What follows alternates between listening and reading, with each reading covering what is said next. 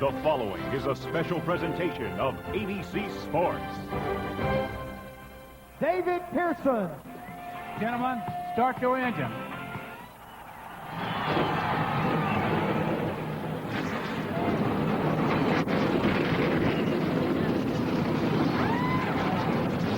And to the command of two-time Winston Cup champion David Pearson, the Grand Marshal here in Atlanta.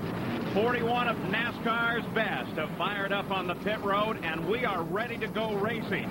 Today, from Atlanta Motor Speedway, it's the Purolator 500. On a very cold day, temperatures hovering around 40 degrees.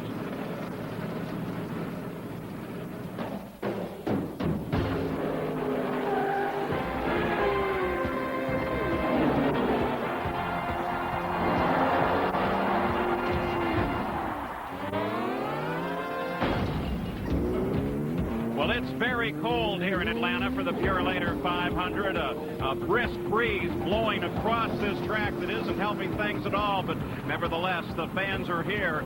And this is the second in 6 weeks of motor racing Sundays here at ABC Sports. We'll have the Purolator 500 right away, and then after that, the first round of the International Race of Champions. And every Sunday for the next several weeks, you're going to see auto racing here on ABC Sports. But let's talk NASCAR right now, because that's what we have in store for you today. This is the 4th race of the series. Race number 1, the Daytona 500. It was a battle of the Dales, Jarrett and Earnhardt, with Dale Jarrett driving his Thunderbird into the winner's circle, his second Daytona 500 win. And then at Rockingham, the Dales were at it again. This time Earnhardt takes the win. Dale Jarrett is second.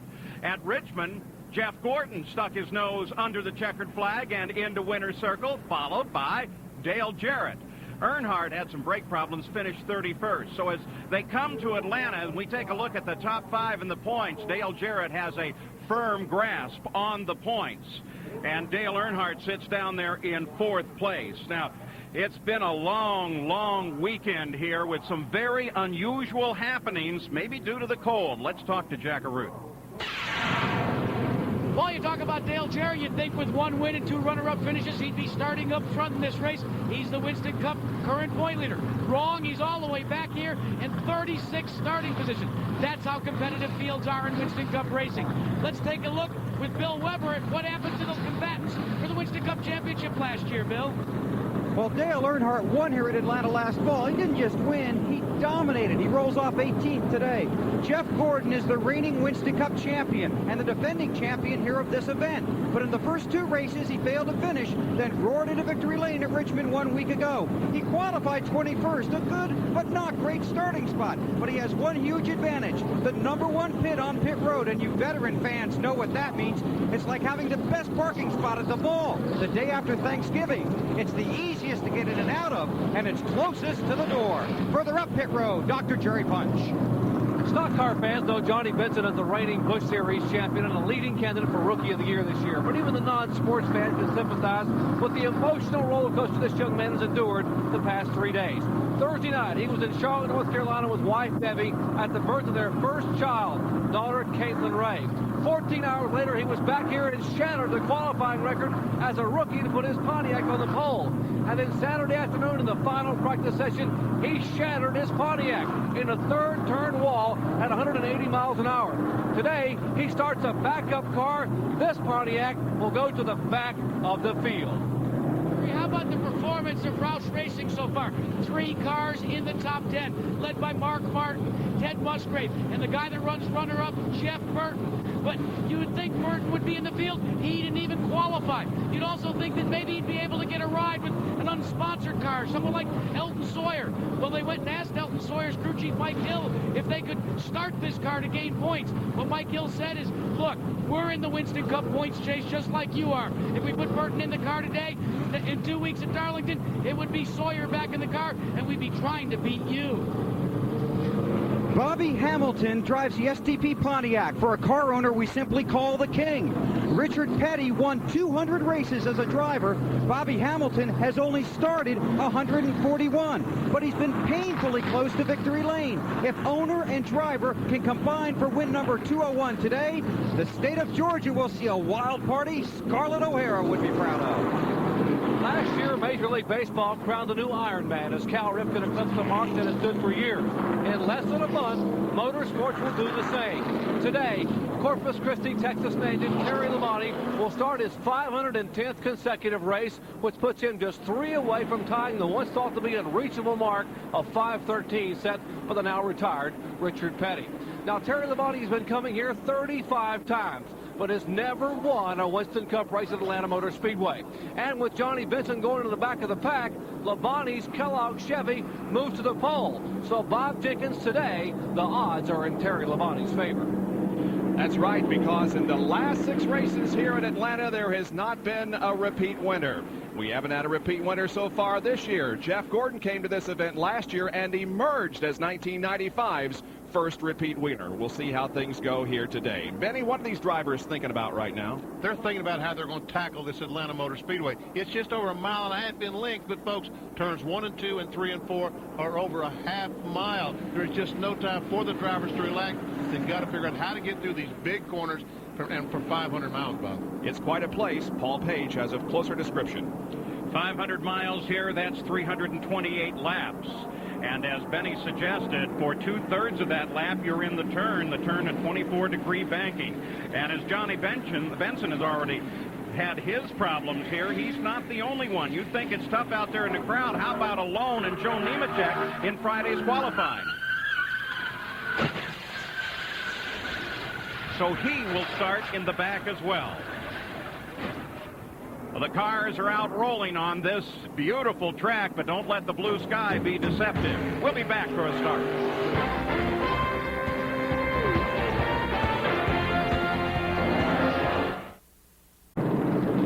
Welcome back to Atlanta for the Purolator 500. On the line in purse today, nearly $1.5 million, including, of course, the Unical bonus, $106,000. If Johnny Benson, the pole winner, can manage to get up to the front and win the race. And the Winston bonus, $20,000 for whoever can win the race, assuming they can also lead in the point standings at the end of the day. Now let's take a look at the starting grid. Johnny Benson, despite the fact that he goes to the pack, will be the official pole sitter for this race, eligible for the Unical bonus money. Mark Martin will start outside of row number 1. In the second row, Terry Labonte in the Kellogg Chevrolet, and Jeremy Mayfield has his best career start. And back in row 3, Jeff Bodine and Bobby Hamilton off to a great start is Hamilton. And John Andretti and Bobby Labonte make up for row 4. Andretti also doing well in 1996. Hutch Strickland and Dallenbach will make up row 5. Lake Speed will start from 11th position, and Joe Nemechek, who crashed on Friday, will go to the back of the pack. Darrell Waltrip has the inside slot in row number 7. He's a 5-time winner here, and a sophomore driver, Robert Presley. Ricky Craven, who won the Rookie of the Year honors last year, starts 15th, and Ward Burton will go 16th. Back in row 9 is Dick Trickle, replacing Loy Allen, who was injured in Rockingham, and Dale Earnhardt, who dominated this race last fall in row 9. He'll be the car to beat today. That's Brett Bodine in row 10 and Ricky Rudd. And as we look at the rest of the starting lineup, you'll notice that Jeff Gordon, the defending NASCAR Winston Cup champion, has a starting berth in row number 11. He was the winner of this event a year ago. The cars are making 4 warm-up laps here today simply because it is so cold. They want to make sure that the engine temperatures are up and that the tires are heated up before they take the green flag and go off for 328 laps of racing on this 1.5-mile racetrack, going for almost $1.5 million. Then we see Dale Jarrett in row 18. He's got good company back there because in row 19 we find his teammate Ernie Irvin along with Kenny Wallace. And here are the drivers that took provisional starts, Mike Wallace and Jimmy Spencer. And the 41st starter here today is Dave Marcus. And Mike Wallace is celebrating his 37th birthday today. Dave Marcus, by the way, is starting his 48th race here. Now we have several onboard cameras for you. We'll start from the rear of the field in 36th starting position. That's the roof cam on Dale Jarrett's machine. Kyle Petty will start in 33rd position. That's the Briggs & Stratton in-car camera for us. And Michael Walk will start 27th, the Citgo Ford Thunderbird, who runs, that car runs very, very well here. Brett Bodine, the MTD yard machine on board his car, on the roof of his car. And starting just ahead of him in 17th position will be the Dick Trickle roof cam. And with a clear view of the pace car up in the front row, on the outside of the front row, as a matter of fact, there's the Valvoline 4 driven by Mark Martin.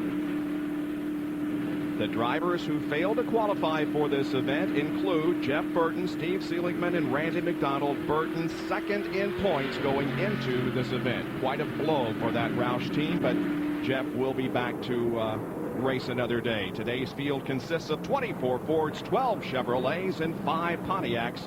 41 cars set to go. The lights atop the pace car are off, and we are set to go racing at Atlanta Motor Speedway.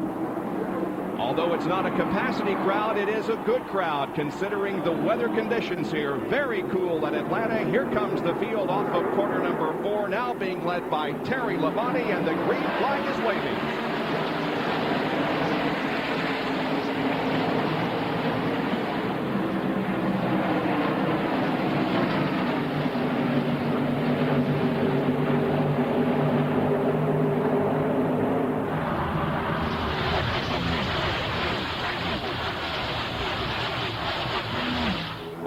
Has grabbed the lead here as the cars are entering the west end of the racetrack. And there was the Andretti and Hamilton side by side. That's the first race that we see side by side. When you talk to the fellows in the garage here, Mark Martin was the name consistently mentioned when you talked about a car that was really running fast. Now it looks like Hamilton, I thought he was going to get away from Andretti, but not so. Here comes Andretti back on the inside. Andretti and Hamilton had on-track skirmishes at Richmond last weekend, resulting in a $2,000 fine for John Andretti, who's in car number 37 on the bottom of the racetrack. And here's the battle for second as the 98 of Jeremy Mayfield goes to the inside and picks up second place, putting Mark Martin back to third.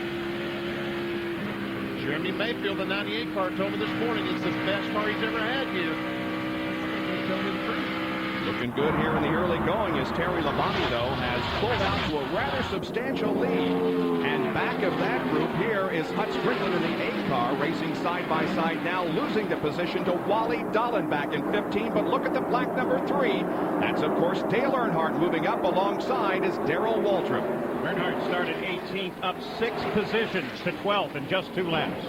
The scoring pylon on the upper left of your screen will show you the top 10, and the positions will change as they change on the racetrack, not necessarily at the line. Now Bobby Hamilton losing some positions up high on the racetrack as Bobby Labonte and Wally Dallenbach both have been able to pass him, and now 3 wide going into 4. Earnhardt on the bottom of the racetrack, getting by Hut Strickland and Bobby Hamilton. Cars 2 by 2 behind Hamilton and Ward Burton. That's Ward in the 22 car.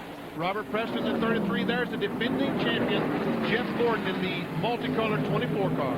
The first 4 cars are... And Andretti is off the pace. Slow. And he's right in front of Hamilton, and Hamilton has to slow to avoid him. Boy, Hamilton had to slam on the brakes hard to avoid running into John Andretti, whose car just simply quit running, it looked like, or at least slowed substantially coming off the second turn. And Andretti is dropping to the rear of the pack and obviously is headed for pit road. Tough break for the former IndyCar driver.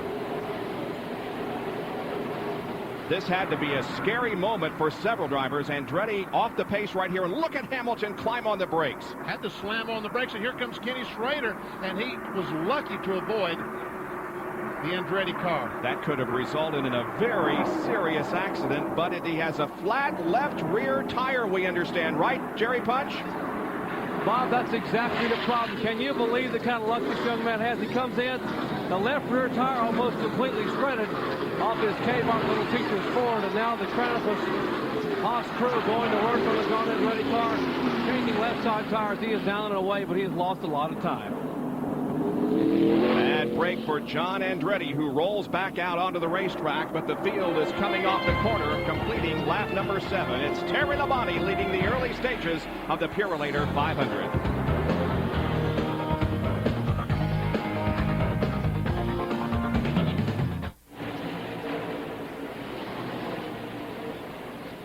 Right.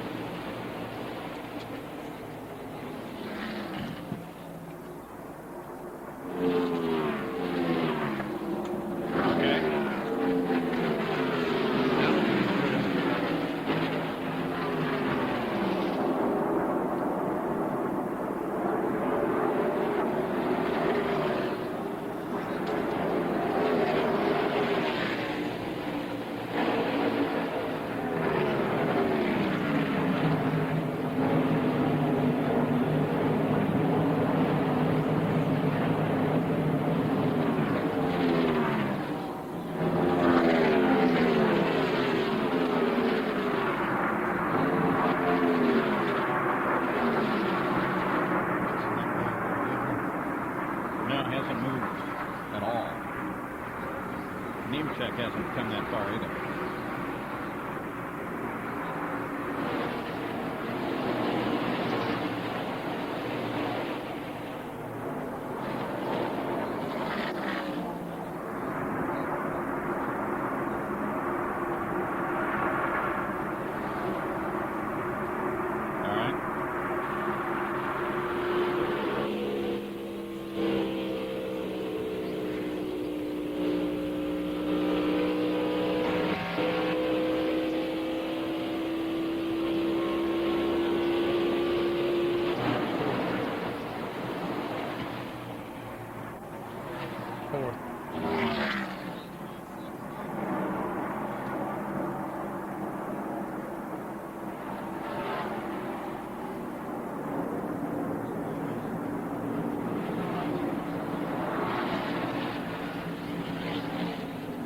Back in Atlanta at the Purolator 500, Terry Labonte continues to lead over Jeremy Mayfield. But boy, there have been some moves through the field, most notably the 3-car of Dale Earnhardt started 18, and now Earnhardt runs in 4th position. Also, Jeff Gordon started back in 21st place, and he now runs 8th. And what about the fortunes of Johnny Benson, the pole winner who had his accident and therefore had to start in the back? Well, he started in the back, and he stayed there. He now runs 39th. And 2 cars are already down a lap while we were away. Lake Speed made an unscheduled pit stop and lost a lap. And, of course, we heard about John Andretti, who also lost a lap because of an early pit stop. Jerry? Let me show you what happened to John Andretti. See this little hole right here? Something came in the tread of the tire and actually cut the tire. That's what's left of the left rear tire of John Andretti as it was shredded away. Now let me show you Lake Speed's right front tire. Roll it in here. He had the same problem. A piece of something cut the right front tire on Lake Speed's car and just sheared away the tread. That's the inner liner inside, the tire within a tire that allows you to come back to pit road without losing or damaging the race car. 2 drivers, misfortune early, both laps down. John Andretti in his 5th race here. His best finish was in November of '94. He finished 13th. Here is Terry Labonte, who now becomes the first driver to lead all races so far in 1996. There are 2 others who have led the other races so far that haven't led yet today. They are Dale Jarrett and Jimmy Spencer. Bobby Hamilton. You can see a group of cars led by Dale Jarrett, Brett Bodine, and Kenny Wallace' Square D car. And there we see Nemechek in the Burger King. That's in the backup car. That's about 33rd, 34th, 35th, 36th on back as Dale Jarrett tries to work his way back to the front of the field where he is accustomed to running, at least this year. But a poor qualifying performance here this weekend. There's Mike Wallace in car number 90 going to the inside of Rick Mast. Here's the view from Brett Bodine's roof cam. It looks like it's real smooth on the racetrack, and they're running 50 miles an hour, folks. Right now, Brett Bodine is running about 190 as he peels off down in turn 1. And Benny, you can run 190 miles an hour, but if you start in the back of the field, it is almost impossible to move up quickly, and Dale Jarrett is experiencing that right now. He's having a lot of problems because traffic on this racetrack. There isn't one preferred groove or one preferred place to run on the racetrack, and they all try to run there, and he has to somehow work around those cars in front of him. Showing you a full field summary indicating where your favorite driver is running. And here's more from Bill Weber. Well, the man that's leading the Winston Cup Points Championship race planned on running better than he qualified. In fact, the team very optimistic this morning. However, Dale Jarrett so far very, very loose on the racetrack. So they're working out between driver and crew how they're going to tighten up that car. But you've got to pedal here because the leaders are coming in a hurry. Jack Arute has an update on Johnny Benson. And Bill, that's exactly the same situation with Johnny Benson. You know, they didn't get a chance to really shake this car down because it was in the last practice session they lost their pole winning mount. He has reported to his Pennzoil crew that he is very, very loose. So, gentlemen, don't look for him to make a move up to the front until he makes his first stop on pit road, and they can begin to adjust on that car. So you got to have handling here at this racetrack because the corners are so long, but I would guess, Penny, that it's also a very physically demanding racetrack. And Johnny Benson suffered a crash yesterday that has resulted in his going to a backup car, but he's pretty banged up and bruised and sore, and that's going to also play a factor in the race. This racetrack is very hard on the neck muscles because the car trying to throw the body out the right side of the car, you're holding your head up, and we know that he had to stretch his neck ligaments, and his neck is very, very sore. I'm talking about Johnny Benson in the 30 car. Meanwhile, we see Terry Labonte in the 5 car trying to put another lap on Lake Speed, who had that unscheduled pit stop. That would be the second lap that he is down to the leader if Terry Labonte can pass Lake Speed. Well, who better to talk about medical situations than our own doctor, Jerry Putch. Bob spoke with Johnny Benson this morning. He was having a hard time. He was actually sitting in the race car in the garage trying to help the guys assemble the backup car, and he could hardly move. It took him a little while even to get out of the race car. He said, "Can you help me out?" The belts where he had the belts on, and thankfully he had them on very tight. Pulled his ribs, and he's very, very sore in his sternum, the breastbone. Keep it down there now. Keep it down. Either side of Johnny Benson. But my primary concern, as you said, Benny, is the neck. And he also had a headache. His head, his helmet, hit the steering wheel and actually buckled the steering wheel in the top of the helmet. He said normally it takes a couple days to be sore. He said I was sore before I even climbed out of the race car, and I did not sleep at all last night. Oh, man. There you see the 3rd place car, Jeff Bodine. He was on the back bumper of Jeremy Mayfield, the 2nd place car in 98 just a moment ago. But he has fallen back, and here comes Earnhardt, who's 4th, and Mark Martin. Mark Martin has fallen back from his 2nd starting position to 5th. Dale Earnhardt has moved up from his starting position all the way to 4th. Earnhardt's progress has slowed. He marched through the first 10 cars like Grant took Richmond, but now he has slowed a little bit. And Jeff Gordon is back in 7th position. And finally turned things around in his poor start in the 96 season with a win at Richmond last weekend. Here's Ricky Craven to the 41 car to the inside and passing Ward Burton in car number 22. And Ricky Craven has gotten off to a great start this year. And although perhaps it's not reflected in the points, he has had a great year. His best finish so far has been a 3rd at Rockingham, but he has run well in every race. And you see now that Terry Labonte has indeed put another lap on the number 9 car of Lake Speed, and he's about to lap John Andretti a 2nd time. Now our scoring pylon will give you an indication of the make that the driver is in, Chevy, Pontiac, or Ford, in addition to the top 10 standings and 305 laps out of 328 to go.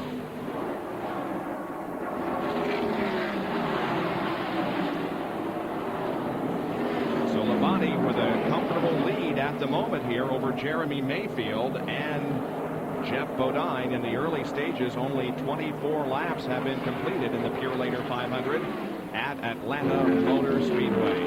Terry Labonte looking for his first win of the 1996 season, but he has run well in all of them. We'll be right back.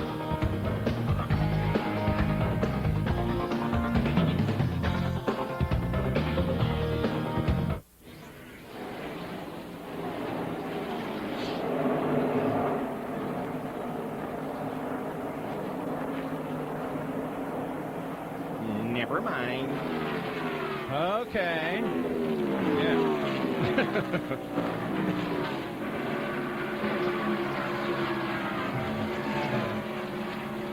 Highland Race Car. I was trying to make up something mystical about the Ford racetrack. It was so contrary to what's going on.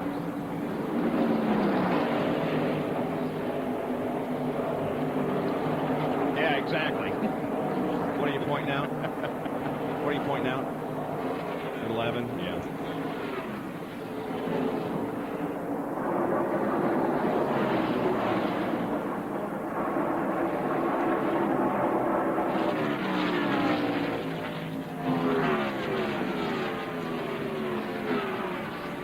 He's 50 points in.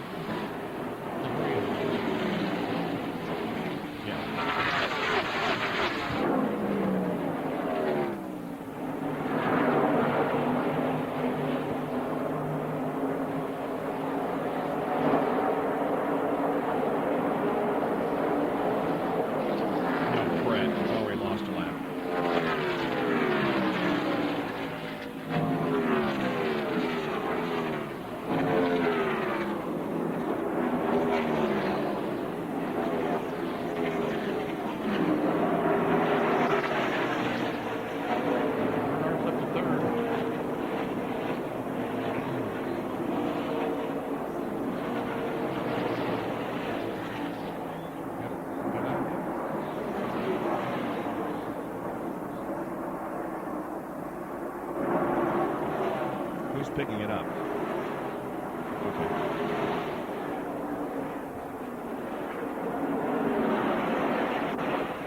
Okay. Welcome back to live coverage of the Purolator 500 NASCAR Winston Cup race from Atlanta Motor Speedway. Terry Labonte is leading the field right now, with Jeremy Mayfield running second. But Dale Earnhardt very definitely on the charge. He was able to move out and around Jeff Bodine, and now is in third place. Back behind Earnhardt, Bodine seems to be struggling now just a little bit, and Mark Martin just behind him. And you see that Jeff Gordon has moved up to 6th spot, gained 2 spots. And Jack Arute can perhaps explain why Jeff Bodine has dropped back a few positions here in the recent going. Well, guys, it looks like it could be a potentially terminal problem for the QBC car of Jeff Bodine. He reported early on that the car had a slight push, but he was very happy with it. But that push began, and the next thing he knew, he said it was a very serious vibration in the motor. According to Paul Andrews and their chassis expert, Bob Cuneo, it's most likely a terminal problem with the motor. But certainly no problem for Dale Earnhardt, who has just blown by Jeremy Mayfield and taken second position. So Earnhardt is marching toward the front of the field.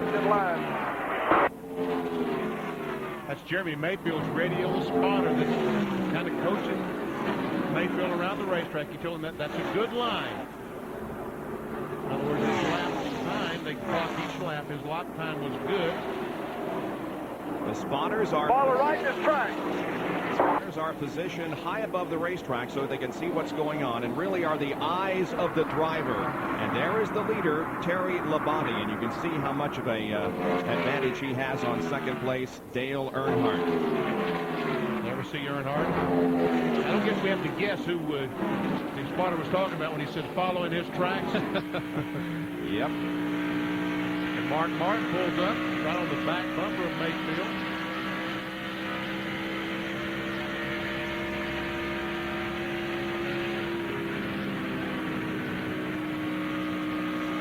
Tell him clear was clear now.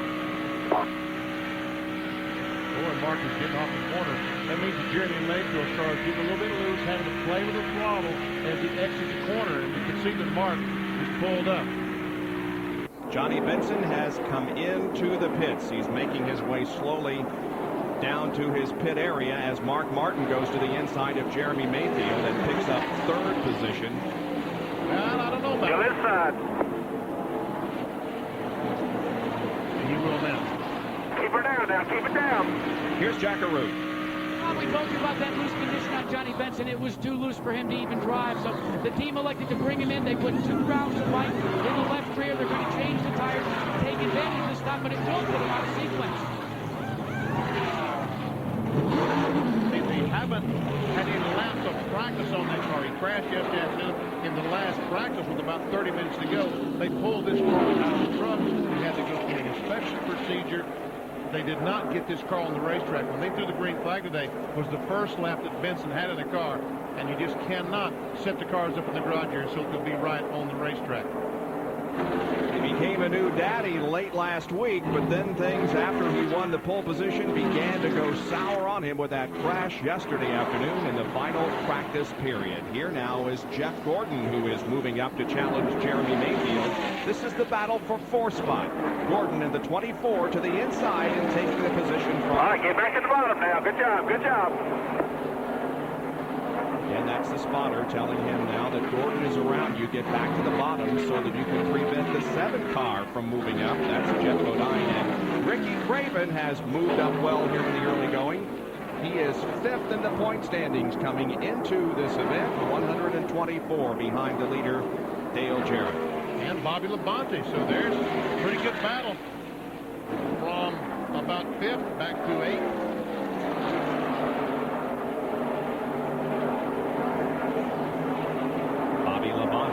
Best finish has been a 17th at Daytona this year. He finished 2nd in this race last year.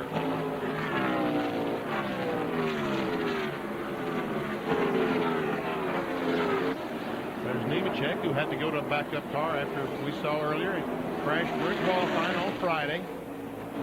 He had one qualifying lap in, good enough to start in 12th spot, but crashed on his second lap. Meanwhile, Craven has caught Bodine on the behind the 87 car. Thought he was going to try to go to the outside, did not do it. They will all fall in line and pass Nemechek. Now later in the race, they will not be so gentlemanly. They'll make it about 3 abreast. We saw Lake Speed there, who's now 8 laps behind. He has also made a second unscheduled pit stop, so things are not going well for Lake Speed. There is the 3-car of Dale Earnhardt, who is up to second position, and is he catching the leader, Terry Labonte? Were you asking me? Yes, determine that. He's gaining just a little bit. How about it, Jerry? Well, he is reeling him in, but right now Earnhardt is setting into a very comfortable pace. The car is a little bit tight coming off the corner, got a little bit of a push coming off the corner. They're going to make an air pressure adjustment on their pit stop. Now, this is the race car that likes to come from the back of the field. Last October at Charlotte, Earnhardt took a champion provisional and started 43rd. As you look at Terry Labonte, the guy he's chasing, Earnhardt came from 43rd at Charlotte all the way to second. He started 18 today and is making his way toward the front, Bob. Well, Dale Earnhardt has the all-time record here. He started in 31st position back in 1980 and went on to win this race.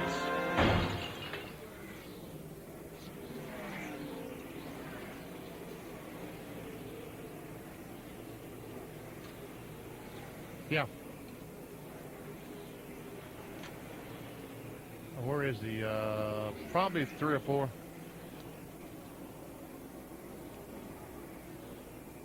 Did someone break a window? What was that broke?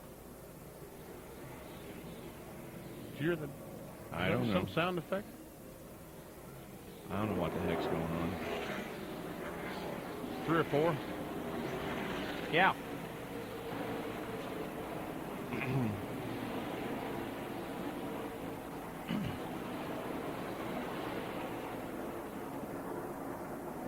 Yeah. Yep, that's what I think.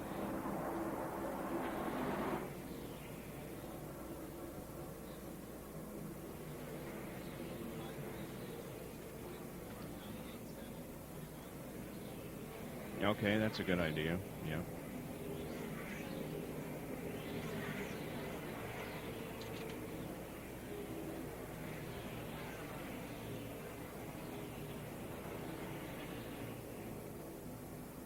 Sterling Marlin. Sterling Marlin is.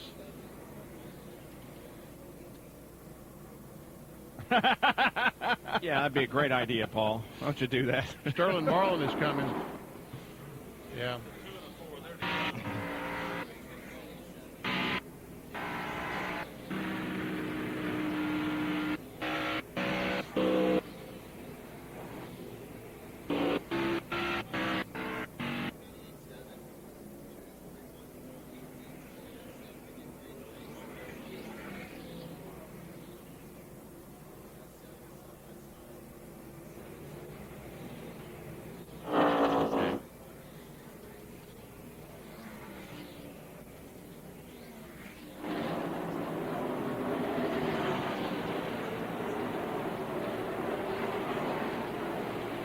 Back in Atlanta for the Purolator 500 on a cold, crisp, but bright day here at Atlanta Motor Speedway.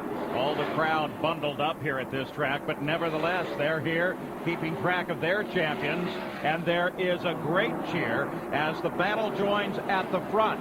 Earnhardt has come all the way from the back of the field and is now ready to challenge Terry Labonte for the lead. Dale Earnhardt started 18th, and he is now in second. And look at how he has closed in on the leader, Terry Labonte. We timed him laps 39 through 42. And there you see the individual times on the laps, but notice the interval went from 2.5 seconds on lap 39 to 0.8 of a second on lap 42, and Earnhardt is consistently faster than Terry. But just notice how consistent that he is. All of his laps with 31.2 seconds or 31.3 seconds. And you can only do that when your car is really working well. Ricky Rudd is in for an unscheduled pit stop. Here's Jerry.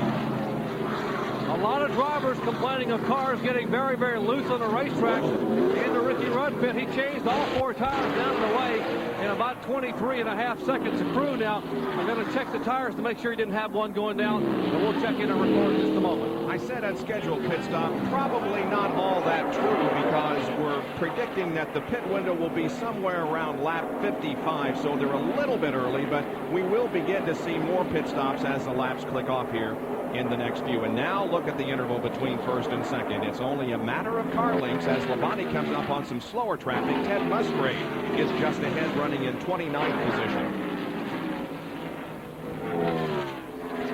And you see that Earnhardt is closed up right on the back bumper of Labonte, and is going to make a pass for the lead, and is alongside, and I believe he'll get him down in turn 1. They're 3 wide at the line, and now Labonte will fall back into second spot as Dale Earnhardt has taken the lead in the Purolator 500.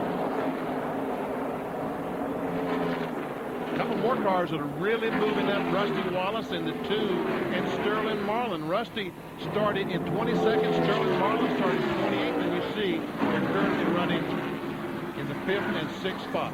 Sterling Marlin began this race in 28th position. On lap 9 had moved to 17th, and the steady progress up to 7th place here at lap number 48. Excuse me, make that 6th and 7th instead of 5th and 6th. And they're closing up on the back bumper of Jeremy Mayfield. That's Jeremy, the red, white 98 in front of the 2 of Rusty Wallace. Jeremy Mayfield's car owned by Cale Yarborough, the former Winston Cup champion. Here now is Marlin on the high side of Rusty Wallace in the 4th corner, coming onto the main straightaway. And you can see that Rusty realizing he's there, and spotters telling him he's on the outside and gives him all kinds of room. Bill Weber.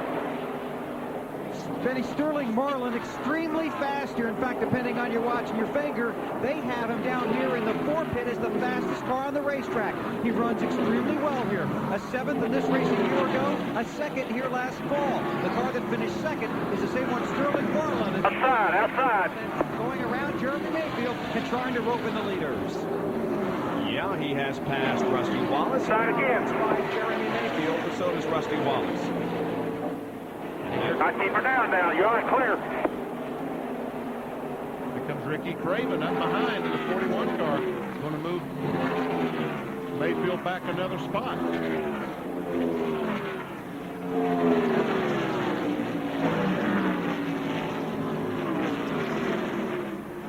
And the 88 of Dale Jarrett, the points leader in NASCAR Winston Cup racing, is going a lap down. It's a 26th spot. Earnhardt has passed him. I wouldn't be surprised if Dale Jarrett doesn't hit pit road and get 4 fresh tires. And he's going. Earnhardt's coming to the pit. What happened to Earnhardt? Well, he has slowed. Earnhardt is very slow, and did he run out of fuel? I don't know, but he is coming into the pits. All of a sudden, the car just stopped running like it was, at least, and here comes Earnhardt in for a pit stop on lap number 53. Earnhardt gives up the lead. Here's Jackaroo.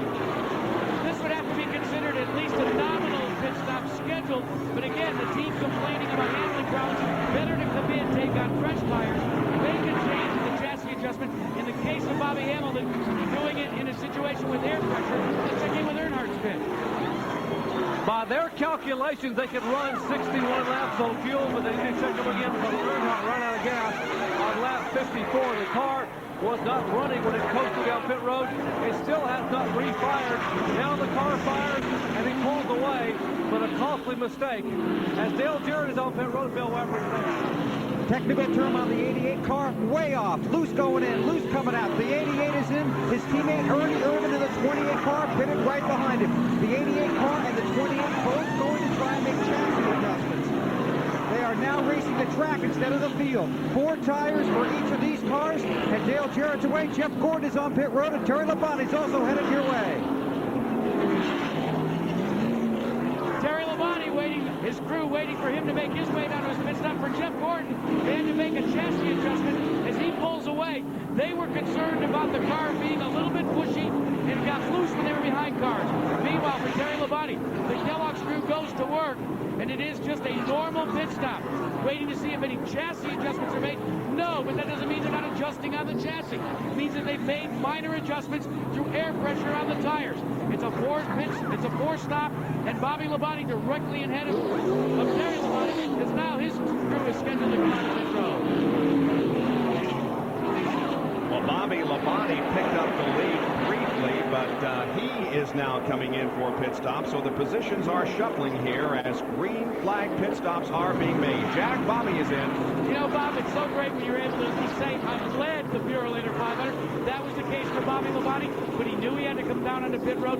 These are normal pit stops. Nothing to get you overly concerned about at this point in time, because there is so much time to go. So the crew just goes about their business, checks the tires when they come off to actually get a read on how the car was operating. Labonte is off and away. Not only can you brag about leading the Purolator 500, but it gives you 5 bonus points in the NASCAR Winston Cup point system. So Bobby Labonte did lead there briefly, and look at this on the racetrack. It's Rusty Wallace and Dale Earnhardt and Terry Labonte all lined up in a row, passing the 87 car. Nemechek and Earnhardt, the middle man in that 3-wide situation, emerges on top. Rusty tried to come back, could not make it. Meanwhile, all 3 of these cars have stopped. This is a race for position between these 3 cars. Earnhardt, Rusty Wallace, and Terry Labonte. So the race goes on after the first set of green flag pit stops here at Atlanta, and we'll be back after these messages and a word from our ABC stations.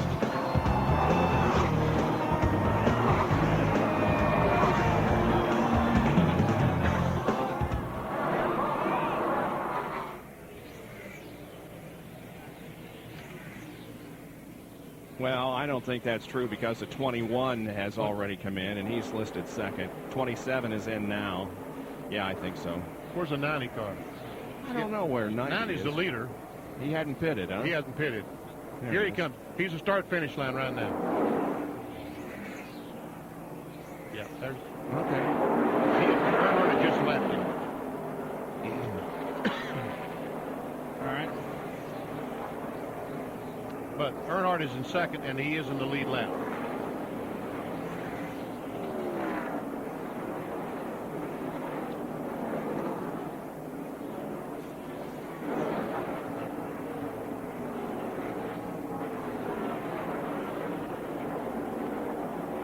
All right.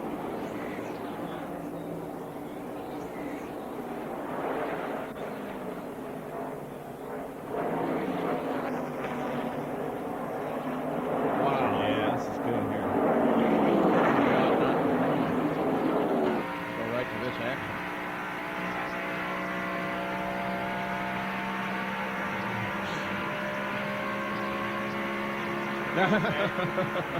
Forget it. Outside.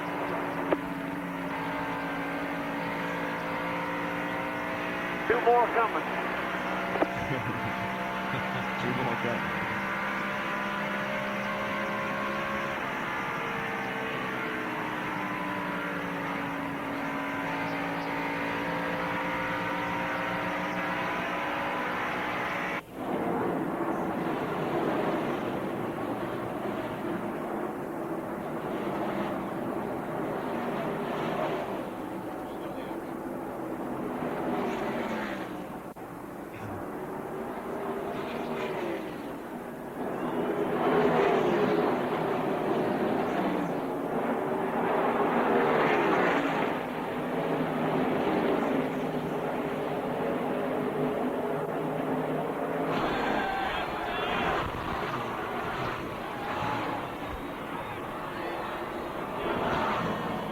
Back at the Purolator 500 Atlanta Motor Speedway, we've had green flag for 63 laps right from the start of the race.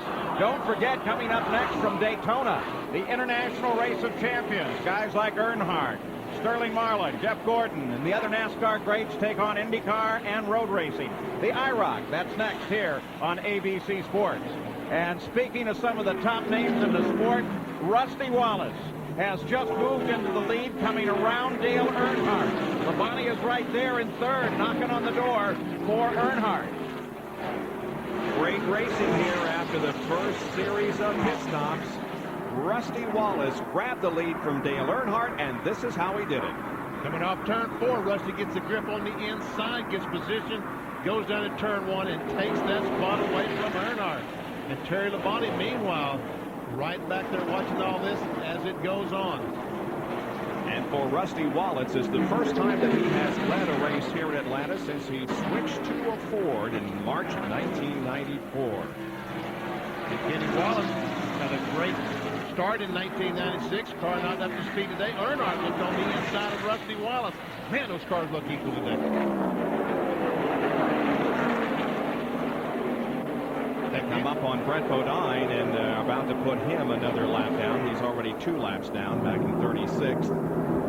At the end of the day, I'm sure the NASCAR hopes that 2 and 3 cars do not have any kind of cross stay in one piece, because at the end of the day, they will be taking 2 cars up to the wind tunnel here at the Lockheed Wind Tunnel. Ooh, and there's a car sideways in front of Brett Bodine. Chuck Bound having all kinds of problems. Man, close call for Chuck. Anyway, they will take the cars to the wind tunnel today, test them for the next 2 days, trying to find out if the rules are competitive, that the Fords and Chevrolets and Pontiacs are equal as far as aerodynamics are concerned. And we see Labonte having some trouble getting around traffic, has lost a couple of car lengths to Wallace and Earnhardt. Gary Nelson, the Winston Cup race director, told the drivers in the Rogers meeting this morning to keep the fenders on the top 3 finishing cars and have a nice clean car to take to the wind tunnel this coming week. The 95 car of Chuck Bound, who came close to crashing a few minutes ago, is coming in for a pit stop.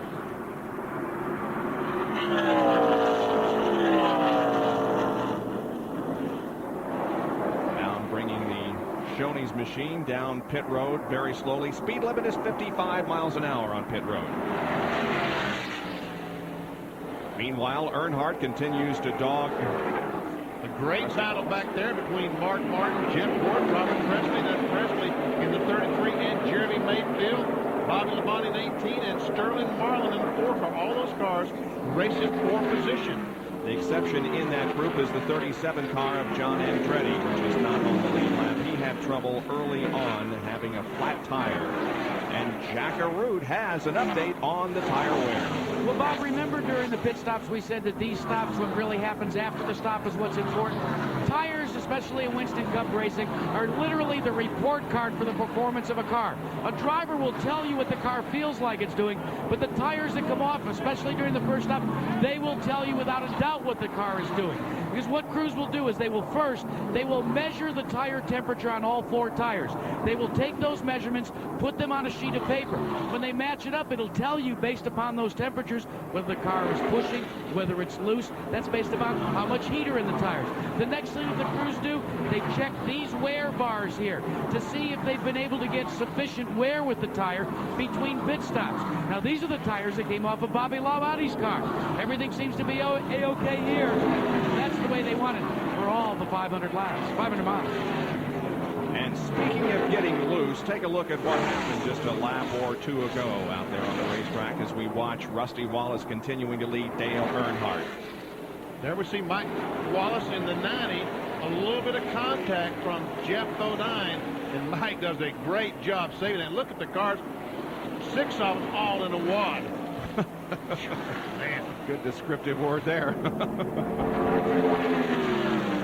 Well, up front, it is just a separation of about 2 car lengths as Dale Earnhardt now begins once again to close in on the leader, Rusty Wallace.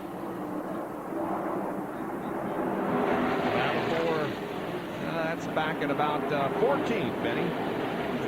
And your cars are involved. It's the 10 of Rudd, the 41 of Craven, and the 43 of Hamilton. And Craven is going to emerge onto the straightaway with the advantage there. Hamilton, the STP car, did not get off the mark very well, but he adjusted the car on the pit stop. It looks like he's up to speed there. Good run for the 10 car, Jerry Punch. Indeed, Bob. Look what I'm going to show you. This looks like a very simple napkin or a hot dog wrapper. This was the cause of Ricky Rudd's unscheduled pit stop 10 laps early. This wrapper was on the front grill and caused the car temperature to begin to go up. The car began overheating. He had no choice. He had to come in and pit early or else the car would have blown the engines. They pulled this napkin off. temperature came back down. Just a moment ago, Ricky Rudd came in, had a problem. Brett Bodine came in, had a problem with the car being loose. They put this rubber insert, or one just like it, in the right front spring. If you put it in the right front spring, it cocks the car back on the rear, which helps tighten the car up. Hopefully that'll solve the problem for the 11 car of Brett Bodine. Sterling Marlin continues his march forward in the number 4 car. Just keep moving. Stay smooth now. Let's get ready to get the 24 car. Stay smooth now. Dennis Beaver, the spotter, telling Jeremy Mayfield, stay smooth, catch that 24 car and pass it. Meanwhile, Terry Labonte now has closed right in on Dale Earnhardt. He slipped back a few spots there, or at least a few feet on the racetrack a few laps ago, but now is up challenging Dale Earnhardt for second. There are your top 3 cars right there, Wallace, Earnhardt, and Terry Labonte. And if you'll notice, in 10th position is the 28 car of Ernie Irvan. Watch on your scoring pylon there in the upper left of your screen. You'll see the 28 car in 10th position. And there is Ernie, who has moved up from his 37th starting position. There you can see on lap 24, he was in 24th, and a nice run for Ernie Irvan. And you saw Bill Elliott has right behind Ernie Irvan. He is in the 11th spot, and I'm told that Ernie Irvan right now, his lap speeds are the same as the leader. And here's more from Bill Weber. You're right on it, Benny. He's coming through the field like a rocket, working his way through traffic. He just told us through. They asked how the car was. He goes, okay. That's an understatement. They made a minor chassis adjustment during that 4-tire pit stop. Ernie Irvan is driving the same car that he dominated with Charlotte a couple of years ago. So Ernie's return to a full-time Winston Cup ride in his familiar Ford, paying off here. Ernie coming. Sterling Martin, down the bottom and stay with him. We don't want to get behind him.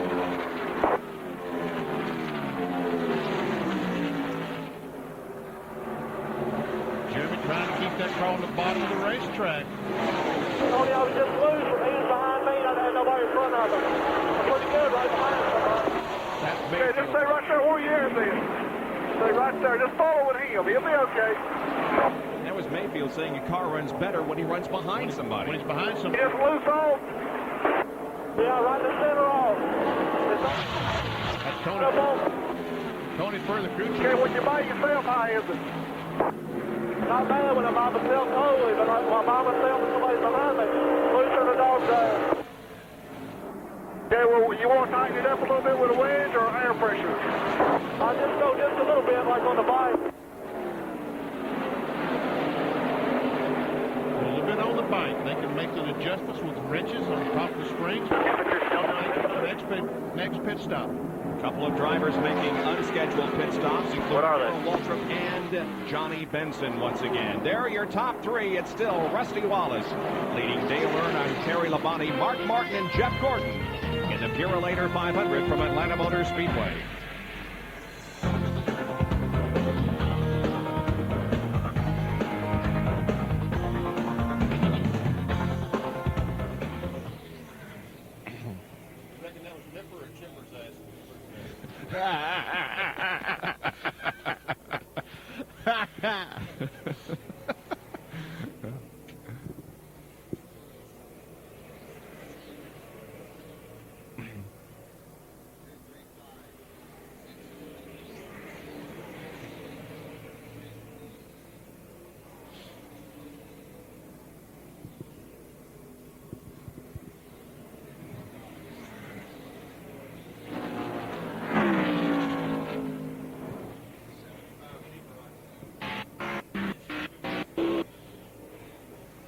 When the 2 car take the lead? 63. Paul. 63 lap. 63. Okay.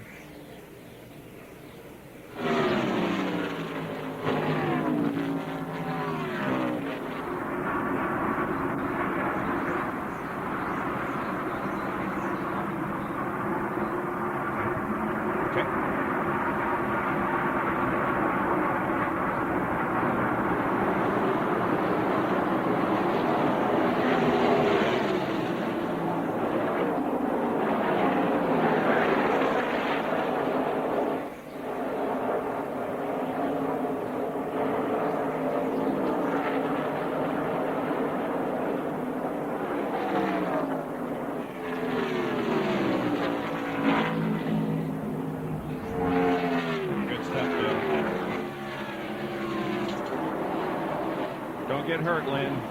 He needs you to. It's nice dancing.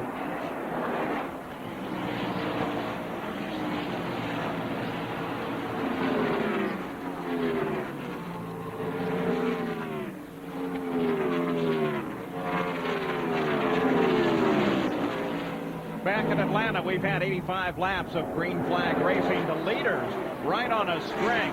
Wallace, Earnhardt, Terry Labonte. They're all right together on the racetrack, and there have been some interesting runs up through the field. Wallace, the current leader, for example, started back in 22nd. Earnhardt started back in 18th. Well, Terry Labonte started up on the front row. Now, the pole winner here was Johnny Benson, but he crashed yesterday in his 30 car, and he hasn't done much better than that crash. He's been struggling all day, now runs in 38th spot, 10 laps off the lead. They've been chasing a loose condition, and they're still chasing it in the pits. And we can see from the camera above their pit area as they change 4 tires, also making a chassis adjustment.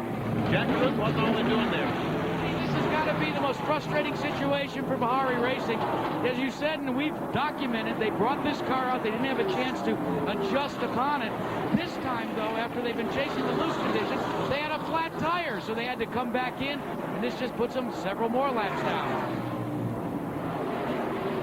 So Dale Earnhardt moves out around, as does Labonte. They get around Wallace.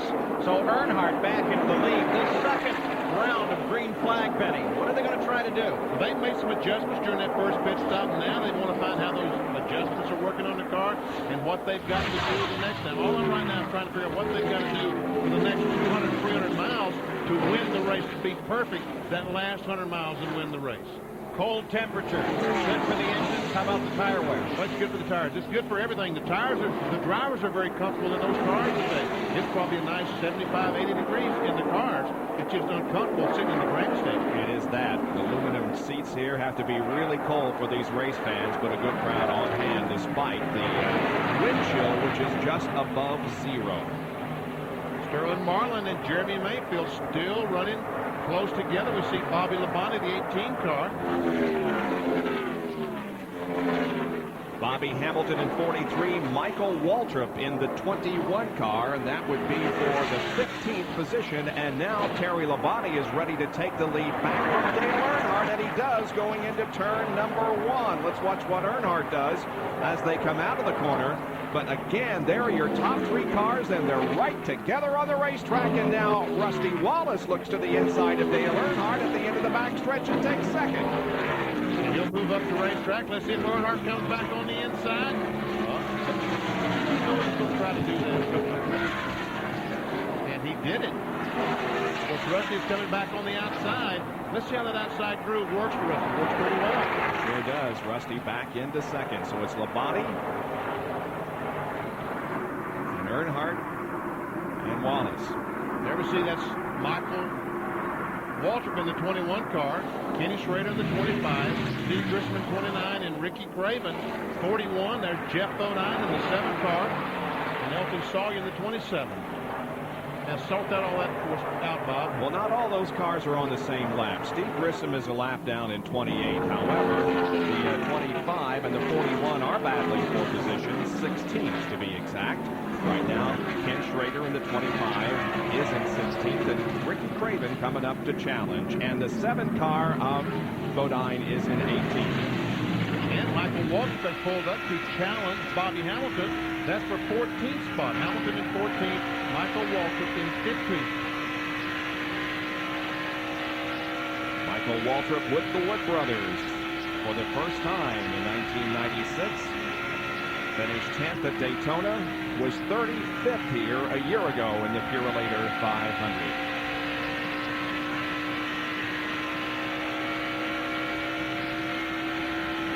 See that Michael Waltrip goes in the corner a little bit lower than does Bobby Hamilton. Hamilton runs a very wide line, getting in the corner, trying to make that corner as round as possible. But the car's a little bit loose getting in the corner. It's very difficult to do that. The car will turn sideways when you drive off that course. See how much lower than Michael goes in the corner than does Hamilton?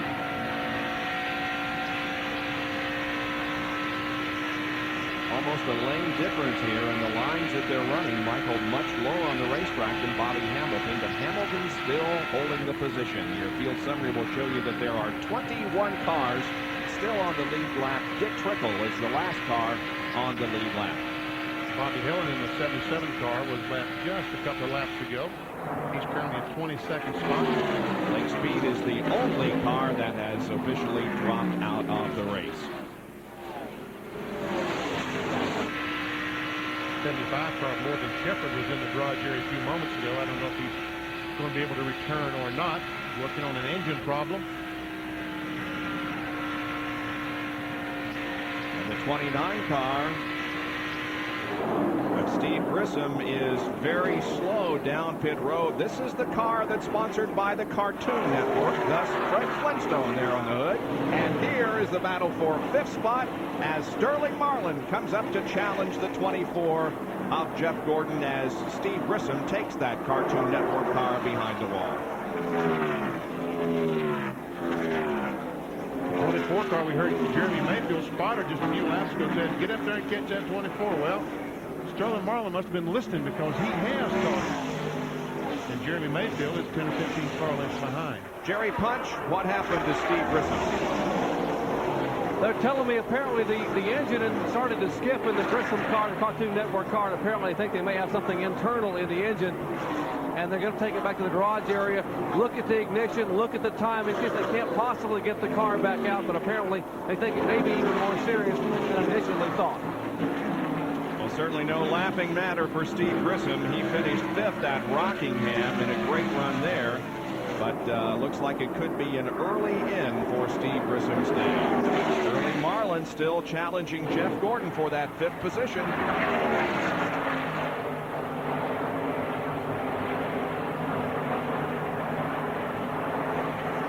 Meanwhile, as we go back up, there we see still the battle between Jeff Gordon and Sterling Marlin.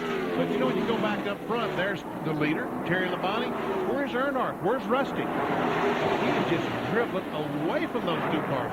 There we find Rusty Walsh and Earnhardt half a straightaway behind Terry Labonte in just a couple of laps. So after going to the front, Terry Labonte has put some real estate between himself and the rest of the field. We'll take a break and be back with more of the Purolator 500 from Atlanta Motor Speedway here on ABC.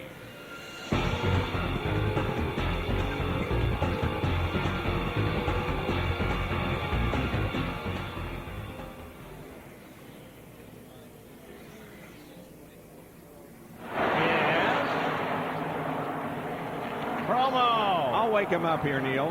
Hey. Yeah. Yeah. What's that Lewis and Clark? That's Lois. Oh, really? Hey, Benny. Yo. Grissom says that they think now that they burned the piston. Man, that's going to be... The thing started skipping, and it got worse and worse, and then Steve said, maybe it's the ignition coming to pit road. He said, no, I think it's worse than that, and they got to the garage. I just heard one team member ready, another said, we think it's a burned piston. Man, they don't... Grissom.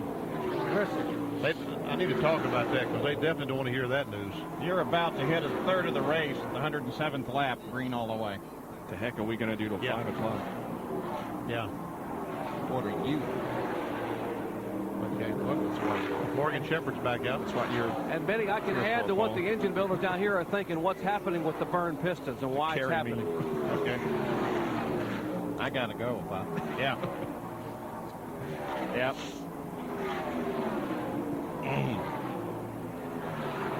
Oh, man.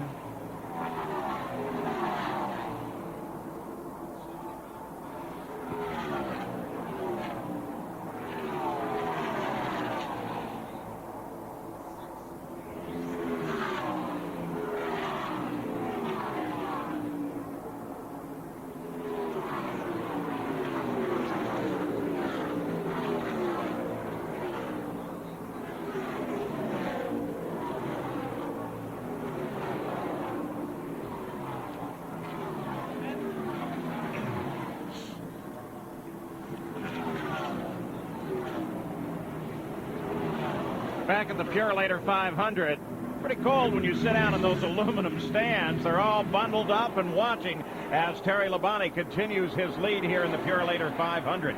Tonight on ABC, it's an hour of America's Funniest Home Videos, followed by an all-new Lois and Clark. Then Melrose Place's Jack Wagner is an airline pilot with 3 wives, Shelley Hack, Nicole Eggert, and Joan Severance. It's the world premiere of Frequent Flyer on the Sunday night movie tonight here on ABC.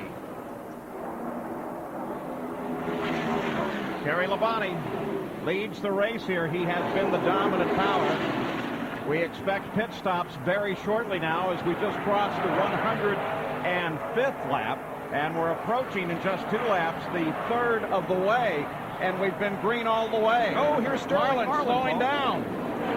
Could he be out of fuel? Dale Earnhardt, it looks like he's wiggling the car back and forth, trying to get some fuel in the pickup. Remember, Dale Earnhardt ran out of gasoline in about 53 laps, I believe, on that first run. And Sterling Marlin, if they didn't get their car full on that first stop, he could be out of fuel. Well, he was up battling Jeff Gordon for 5th position just a few moments ago, and now is just trying to make it back to the pits. And this has to be one of the most helpless feelings that you could ever experience, Benny. And it happened at absolutely the worst spot on the racetrack, just after he had passed pit road, so he's got to coast the entire 1.5 miles. Benny, down here on pit road, one of the things in surveying a lot of the crews talking about the cold weather, they said we might have to run a little richer than normal. Remember, a combustion engine mixes air, fuel to build power. That could account for some of these cars beginning to run out of fuel because it's a lot colder than they're used to running here in Atlanta, wouldn't you think? Yes, it is, Jack. It's a lot cooler than they usually run in Atlanta. Bill Weber? Sterling Marlin crawls into his pit stop. The motor was off. He definitely ran out of gas. He was not supposed to pit for 5 more laps. Mark Martin now joins him on pit road. So they will have to fuel this car, change 4 tires, and use ether to try and get it refired. Now Sterling guns it and has it running. The 6th on pit road. Down pit road to Jackaroo. We're going to work on Mark Martin's car. They're going to make a change all the way around. He took out fuel. It was real quick, guys. But they're beginning to push Sterling Marlin's car because he ran out of fuel, so they've got to get the ether, try and get it refired.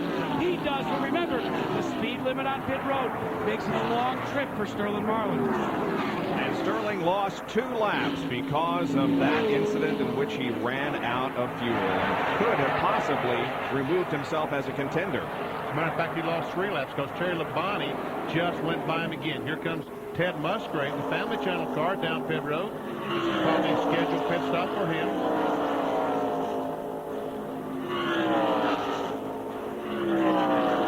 You see him knocking the rubber off the front grill. As these tires wear, the rubber pieces fall on the racetrack and go up and catch on the grill of the car. The crew's got to clean off those grills, otherwise the cars will overheat. Bobby Hamilton in the pits, Jackaroo. It's a validation, guys, that you're better safe than sorry. Don't try to run the string as far out as you normally would. Bobby Hamilton, Bobby Lewis's crew chief, Richard Petty looking on. They're going to come in, take on the 2 11-gallon tanks of fuel. The first one's done.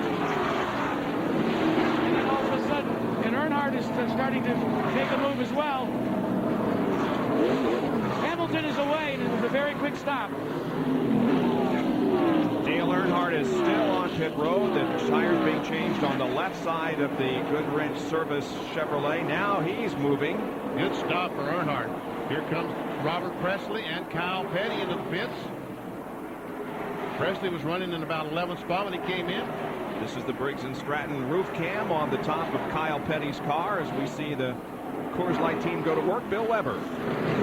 And they're going to change 4 tires as Ricky Craven pulls in behind him. Make a chassis adjustment. Darrell Waltrip now goes behind the wall. All these stock will be for 4 tires and fuel. We've raced 312 laps. Working on the 42. Go straight, go straight. Down to Jerry Punch. Right side tires have already been changed. The rookie runs tied for. They will change left side tires. No chassis adjustment, no air pressure change. Rookie's car running very well. Was the overheating problem. He is down and away. And the car number 98 also in. That is Jeremy Mayfield. His crew now already changing right side tires. They will change left side tires on the RCA Ford of Mayfield after qualifying so well here. And the car number 5. All the temperatures are good. Everything's cool. Dehart calls the shots for the Kellogg's team from the Hendrick stable. Terry Labonte hits the marks. They will not, gentlemen, make any stops. And here comes the 24. Jeff Gordon streaks by the Kellogg's car. Terry Labonte. As I said, this team will make no changes. That's no surprise. They're running up front. They're just going to take on 4 tires of fuel. Meanwhile, the Jeff Gordon team, they are still trying to solve a pushing condition on the car. They went from loose to push. They overcompensated. That team is going to make a change next time through. A long stop for Terry Labonte, and he almost runs into Jeff Bodine. Almost runs into him, locks up the brakes. The chicken with Jerry Punch and Rusty Wallace. Right side tires already on. A 2-time winner here at Atlanta Motor Speedway. No adjustment whatsoever. One Rusty car is running flawlessly here. Ford Thunderbird, his favorite race car, named Midnight, is off the jack and away. 28 car of Ernie Irvin is also coming in. The lead is being held by Bobby Labonte with these pit stops being held. Here's Bill. Ernie Irvin started 37th, up to second on the leaderboard at lap 115. 4 tire change. He told the crew a little while ago the car was a little tight, so they'll make a chassis adjustment to try and loosen it up. A few laps ago, Larry McReynolds lobbied for and got an extra man over the wall to clean the windshield. The fuel is in, the tires are on, they're waiting to drop the car. He's away, and the 18 joins him now on pit road as Ernie returns to the race. And with Bobby Labonte relinquishing the lead for the pit stops, it gives it to the 94 car of Bill Elliott. And remember, he won a race here at Atlanta not too long ago, back in 91 or 92. And Michael Waltrip having a time getting out because he stretched the fuel mileage further than anybody else and caught a caution. Michael had to turn around the 12 car. Here comes Elliott into the pits. He's slow, and he will make his entrance on the pit road, and that will give the lead back to Bobby. Well, Bobby Labonte's on the racetrack, so I guess that Rusty Wallace would now be. Yeah, I think you're right, Benny, because Labonte is in, and everybody now has made pit stops. Here's Jerry Punch. Well, he started back in 23rd, and he's a 5-time winner at Atlanta Motor Speedway. They knew they had a good race car today. Bill Elliott, last week, rolled the dice. He waited a couple laps on every pit stop. Could have come up a winner had there not been a late caution at Richmond. They may roll the dice again today, trying to get a few extra laps out of each and every pit stop. The car dies, but as you hear, Elliott refires the car. Has a little trouble now on the left front tire. They thought it was a lug nut zone. He is off the jack and away. And ever see Jeff Bodine? That is a tool to adjust the chassis. When they were adjusting the chassis, when they left the jack down, Jeff Bodine left. He was black flagged. He has to come back in, and that to be removed from the car. Tough break for Jeff Bodine. Jackaroo. Well, Benny, first we reported that he thought he had a terminal engine problem with vibration. That went away. They were putting in 2.5 rounds of bite in the left rear. They got 2 in. Bodine got over anxious. He pulled up. Made 3 or 4 actual laps before. And one of the reasons why is you see the different type of ratchet he uses. It's got a crank and a handle on it. It doesn't fall off as quickly. But also it's tough when it gets stuck out there. It's like a signpost saying black flag, black flag. So the lead now goes back to Rusty Wallace, but look how close Dale Earnhardt is, and look how quickly he's coming up on Rusty and challenging for the lead here on lap 118. Well, let me show you the interval back to Terry Labonte. There we see Jim Gordon. Mark Martin is in front of Labonte. Here comes Terry Labonte in the Kellogg Chevrolet. Had some trouble on that pit stop. We can see what a few seconds in the pits means on the racetrack. Now Terry Labonte is running in 7th spot. And a long way to the front. We'll be back with more from Atlanta Motor Speedway after these messages and a word from our ABC stations.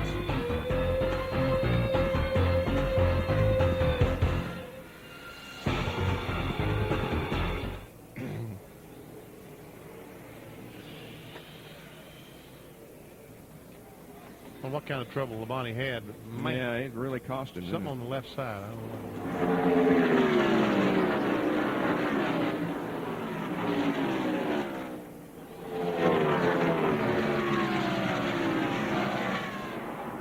That was a Neil. That was a classic shot that you had. That was a classic shot you had of Robin and somebody else blocking the cars down there. That stopwatch is everything. Give me a water, would you? Give me a water. If they're ready up here. No, I mean, if you get another chance to get a shot like that, what have you? Yeah. Mm-hmm. Look at Trickle going by, huh? Now Trickle's going by on the outside. Yeah, that guy.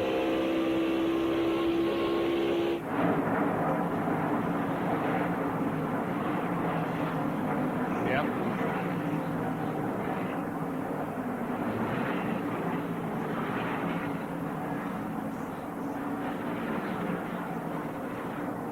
In the pits. I got it.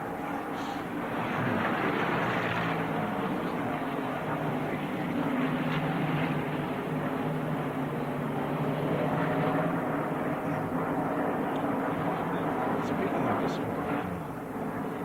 Don't.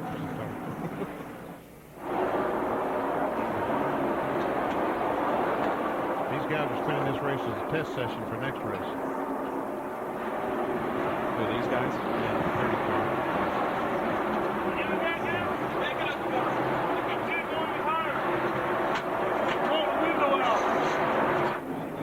Oh, he sure is.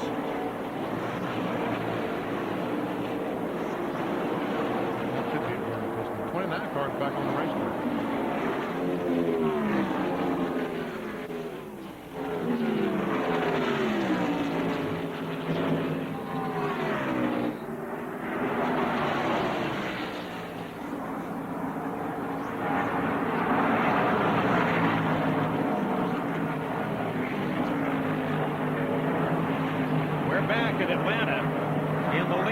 Rusty Wallace, followed by Dale Earnhardt. But remember, Terry Labonte was up here running at the front of this field. His brother, Tommy Labonte, just started smoking, and it looks like he may have a very serious problem, Jack. Paul, anytime you see a team lift the hood on a car, you know it's a serious problem. Joe Gibbs, the owner of the Interstate Batteries number 18, not at all pleased with this, but nothing he can do about it. And it's also very difficult for a crew at this point. What they have to try and do is troubleshoot. Now, what the crew's trying to do is clean off any oil that might have gone over any of the parts. What they're doing is strictly trying to look and see, is there an oil leak? Is there something that maybe they've gotten loose? With all of the debris that comes up into the engine, they've got to clean it first. Meanwhile, it just seems like hours for young Bobby Labonte as he waits for the determination as to what the problem is. Dale Earnhardt has taken over the lead. Let's also update you on what the problem was with the long pit stop for Bobby's brother, Terry. On the front tire, a lug nut got stuck. They almost cross-threaded it. They had to back up and readjust the lug nut. Let's go back upstairs because Bobby's going to be here for a while. Well, that stop was costly for Terry Labonte as we look way back down the track. He sits in 6th place. And as we look at the AutoZone off-track interval, that's timing from the line at the pit entrance to the pit exit. You can see the difference between Terry and Earnhardt, full 10 seconds because of a problem with the lug nut. And it was about 6 positions on the racetrack. And we'll see the next time that Earnhardt will lead the pit on about lap 165 and Terry Labonte on 166. We saw, there we see Labonte is catching up with Jeremy Mayfield. That would be the 5th spot if he can get by Jeremy. Meanwhile, Dale Earnhardt has taken the lead. Dick Trickle, the car right in front of, there we see the Health Source car right in front of Dale Earnhardt. He is a lap down. He passed Rusty Wallace to get back in the lead lap, and in doing that, he got Rusty out of the groove. Earnhardt went by. Boy Allen, the normal driver of the Health Source car, was injured in Rockingham, and I'm told he's been in the hospital for a of the week, but he is home now watching the day's demonstration. Yeah, I guess they released him and then he went back into the hospital, but the good news is he is back out of the hospital. And Roy, we wish you a speedy recovery. Dale Earnhardt with the lead. This is 27th Atlanta race that he has led and ties him with Darrell Waltrip for most races led among the active drivers. And you can see Rusty Wallace right behind Dale Earnhardt. Jeff Gordon is running third, then Mark Martin and Terry Labonte with 198 laps to go. We are closing in on the halfway mark in a very quick race. The record of this particular event is 156.849 set by Dale Earnhardt in 1990. The overall record here in Atlanta is 163.6. And the speed right now is 171.6. And Jack has an update on what happened to Bobby Labonte. Bobby Labonte to go back out. We'll be several laps down. We told you about the cleaning process. Well, the crew has isolated where the leak is coming from. Now, how do you repair it, especially when you have a temperatures inside the cockpit of the engine compartment, well, let's say 180 degrees? Well, what they do is they have a plastic epoxy, and that's what the crew's working up right now. They'll slap it on the leaky area. That'll seal it down. Let's check in with Bill Weber. Well, this sport will humble you in a hurry. The rookie was on the pole on Friday. Been an accident yesterday afternoon. Johnny Benson is behind the wall. They're working on your Pennzoil Pontiac. You fought it. What's the problem? Well, we're not sure exactly. You know, we didn't get any track time at all with this car, and it's, you know, these guys are doing a super job, and we're just off a little bit. There's something wrong. I'm not sure. Real loose in the center coming off, and we were going to wreck another one if we didn't make any changes. So we just decided not to take that chance. We'll come in there and see if we can't find something and just go from there. It's been started off as a really good week, and then obviously it's not going as good as we want right now. How's the pain? I'm doing fine. It's kind of loosened me up a little bit, but we're going to see if we can't find something. If we can't find nothing, I don't know what we're going to do. We might load it up. If we find something, we'll go back out there, run some more laps, see if we can improve the position a little bit. Johnny Benson, not at the front today, but you'll see him there. He's a talented rookie. Benson was struggling with pneumonia last weekend at Richmond and now comes here and is involved in a crash, so he's had some real physical challenges in the last couple of weeks. You see Earnhardt right now on the white line in 3 and 4, trying to get on the inside of Dick Trickle. Elias Trickle running so hard to stay in front of Earnhardt. Folks, if the caution flag would drop to fall and they slow the cars down, the pace car would pick up the leader, Dale Earnhardt, that black car. The 19 Dick Trickle would get to go all the way around the racetrack and make up 1.5 miles on the leader of the race. So he's trying desperately to stay in the lead lap right now, but Earnhardt looks to the inside as they go down the front straightaway here. And out to the outside, and Bobby Hamilton is also about to lose a lap. He's running 14th. So Dick Trickle just passed him to take over the 14th spot, puts Hamilton back to 15th, and now Bobby is a lap down.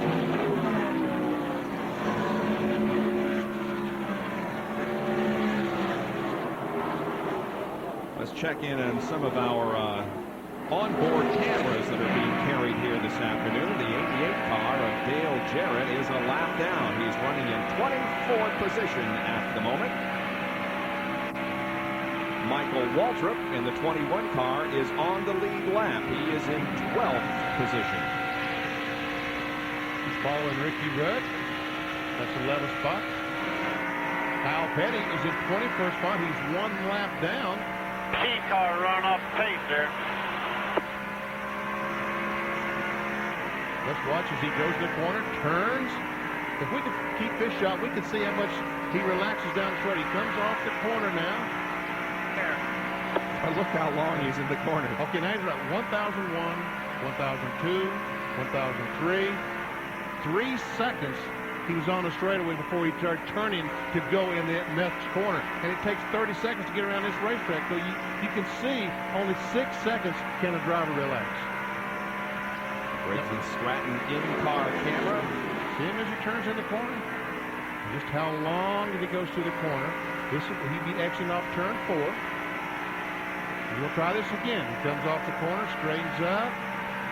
1001, 1002, 1003. See? Yep. 3 seconds. Here very physically demanding racetrack here at Atlanta. Let's check on the leaders. It's still Dale Earnhardt, but Rusty Wallace is right on his back bumper. And the amazing thing here is that Dick Trickle still will not fall a lap down. Boy, he's racing these guys hard. Here goes Earnhardt on the inside. I may have spoken too soon. Well, look at Dick. He comes back on the outside, and Rusty, he'll try to dive down the inside and get the lead. This is basically how he lost the lead a moment ago, so he's going to try to repay the favor. Here goes Earnhardt again. No, they touched. Earnhardt had to jump out the gas to keep him spinning. Wow. And here comes Jeff Gordon to go for the lead. Out of nowhere. The third place car passes both of them and takes the lead. Jeff Gordon now in front of the Purolator 500. Where did he come from? I don't know.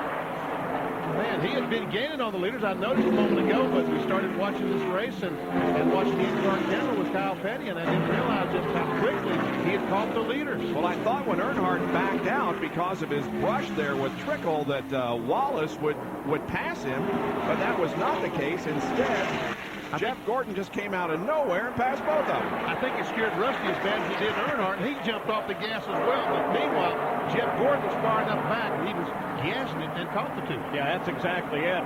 Earnhardt, when he got in to Dick Trickle, Rusty saw that and said, I better get out of this thing, too. Again and again. Here comes Earnhardt, definitely on the charge on Trickle, trying to get around him because he's got Rusty right there. And when he comes up, bang! Now that got Earnhardt's attention. He jumped out of it. Rusty's sitting right on his tail. He jumps out of it. And Jeff Gordon says, that's a real good opportunity for me. I believe I'll take it. And Jeff Gordon, I tell you what a job that he and Ray Evernham have done today, because talking to Ray and Jeff this morning, their car, they said, was junk. It's doing pretty good. Jerry Punch has more. Benny, you're exactly right. As you watch Gordon now just breezing down on the bottom of the racetrack. Ray Evernham said yesterday afternoon in the final practice session, our car was awful. Here's what they changed this morning, Benny. The steering box, all four shocks, all four springs, front end geometry, rear end geometry, roll center, Ackerman, and for good measure, they changed the tailpipes. And Ray Evernham said we're either going to be very, very good or just plumb awful. They're not pretty darn good. Yeah. It's the first time that Jeff Gordon has led in this race. Last year, he led 250 of the 328 laps. It's Earnhardt, Wallace, Labonte, and Martin, 1 through 5. We'll be right back.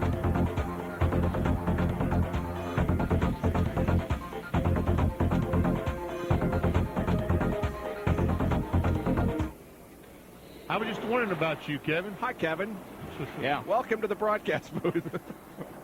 All right. We need to get a pop for Jimmy Spencer. Okay.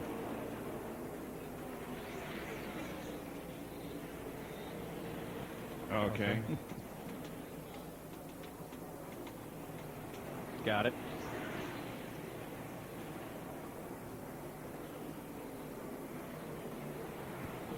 Where's the 19 car? How many laps is the 19 car down? He's just... Oh. Where's the 19 car? What happened to the 19 car? He's 5 laps down? How did that happen? I thought... So were we incorrect there when we were stating that he was trying to stay on the lead lane? Well, that's what they had here. This thing said. That's what you got to go by, isn't it? We've got to find out what the 19 car said. Well, the 19 now, they say he's 5 laps down, and he couldn't possibly have lost that much in a short amount of time. So we're wondering if he was indeed trying to stay on the lead lap there. I mean, they had it on the board, him racing the... Yeah. When he went by the 43 car, he took over that spot. Now he's 5 laps down. Rat.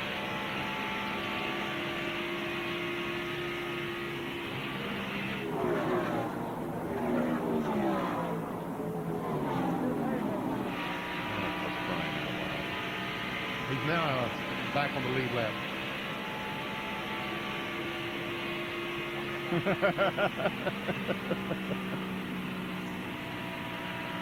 You're about 12 laps away from the next stop. Boy, this is a fast race.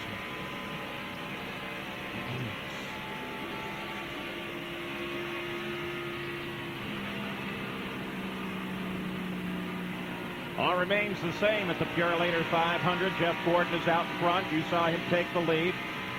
Don't forget, some of us leave these chilly 40-degree temperatures and head off for Rio de Janeiro. The IndyCars next Sunday here on ABC Sports from Brazil. First time ever, and a brand new oval for IndyCar. I rub it in. Now, someone's got to go to Syracuse, New York. You do that every year to us. You come here and you're on your way to Rio and or Australia or some exotic place like that. And I can find no problem with it whatsoever. We can. We should be looking for pit stops here very soon. Meanwhile, Bill Weber is with Steve Grissom. 19th in the Winston Cup points race, but you're out today. Broken valve spring. Yeah, unfortunately something happened to the motor on the Cartoon Network Wacky Racing team. It's an unfortunate break for us, but man, I tell you what, Hendricks Motorsports has been doing their motors now going on 3 years, and I tell you, you can count on one hand the amount of trouble we've had out of them. So, I mean, they're basically bulletproof, and just unfortunately today wasn't our day. Okay, so Steve Grissom takes the Cartoon Network and Fred Flintstone car back to Bedrock. There's the average speed of the race so far, 151 laps, 172, and here is Bobby Hamilton on pit road. This could be the first of another round of pit stops, Vince. Good start, and Jack Arute is with Bobby Hamilton's pit. And Bob Jenkins is absolutely correct. Jeff Bodine preceded Bobby Hamilton by 2 laps. He made some adjustments in the right rear and also in the right side of the track bar. It doesn't look, we're waiting to see if any adjustments are made on Bobby Hamilton's car besides the tires. It seems like every day now, even in the green flag conditions, guys, because you can change 4 tires so quickly that you want to make a 4-tire change, both rights and lefts. They take it on the fuel, they're finishing the job. He's off and away in 22.4 seconds. That's not a bad pit stop. Last year, if you watch this race on ABC, it makes the pit stop in 17, 18 seconds. Since then, NASCAR has taken away a 3rd air wrench that they use to take the lug nuts and change tires on the left side. Now they have to go change they can only use 2 impact wrenches, bring the same guns they use on the right side back around to the left side, and the stops have slowed down 3 or 4 seconds. The 98 and the 28 battling for 6th position. Jeremy Mayfield and Ernie Irvin. And Ernie is closing in quickly on Mayfield, headed to the high side of the racetrack. Let's see if he makes a bid for this 6th spot coming off the quarter. And just for your information, Johnny Benson's car is rolling back onto the Speedway. For a moment there, we got a glimpse of Terry Labonte's 5 car. He's working his way back up in 4th place now. Bonnie, you'll recall, had a bad pit stop earlier and dropped back several positions, but now is back up to 4th spot as we continue to watch Ernie. Inside. Jeremy Mayfield spotter, and Ernie takes over 6th spot. Keep running him hard, run him hard.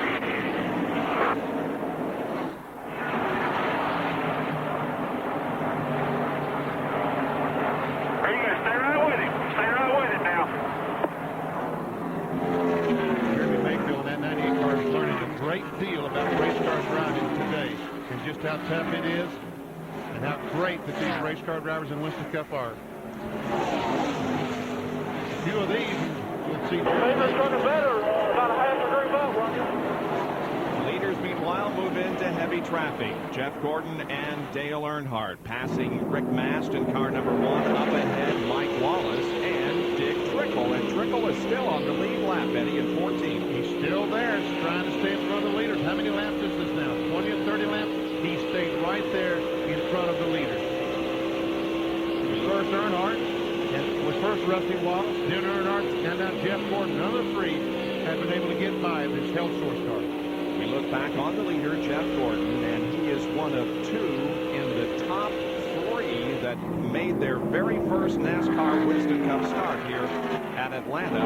Rusty Wallace made his first start in this race in 1980, and Jeff Gordon made his first start at Atlanta in and there is Terry Labonte, and just like Paul said a few moments ago, he is charging forward, coming up on Rusty Wallace. He's caught Rusty Wallace, and for the 4th time this year, Terry Labonte, one of the fastest cars in the field.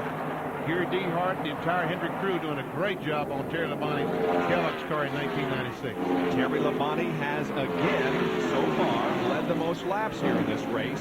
73 of the first 158. We have had a total of 8 leaders and 16 lead changes. Dave Marcus, we understand, has taken his car behind the wall. And we saw Dave Marcus slow on the apron a moment ago as we watched here the bottom catch Rusty Wallace, and I guess it's done for the day.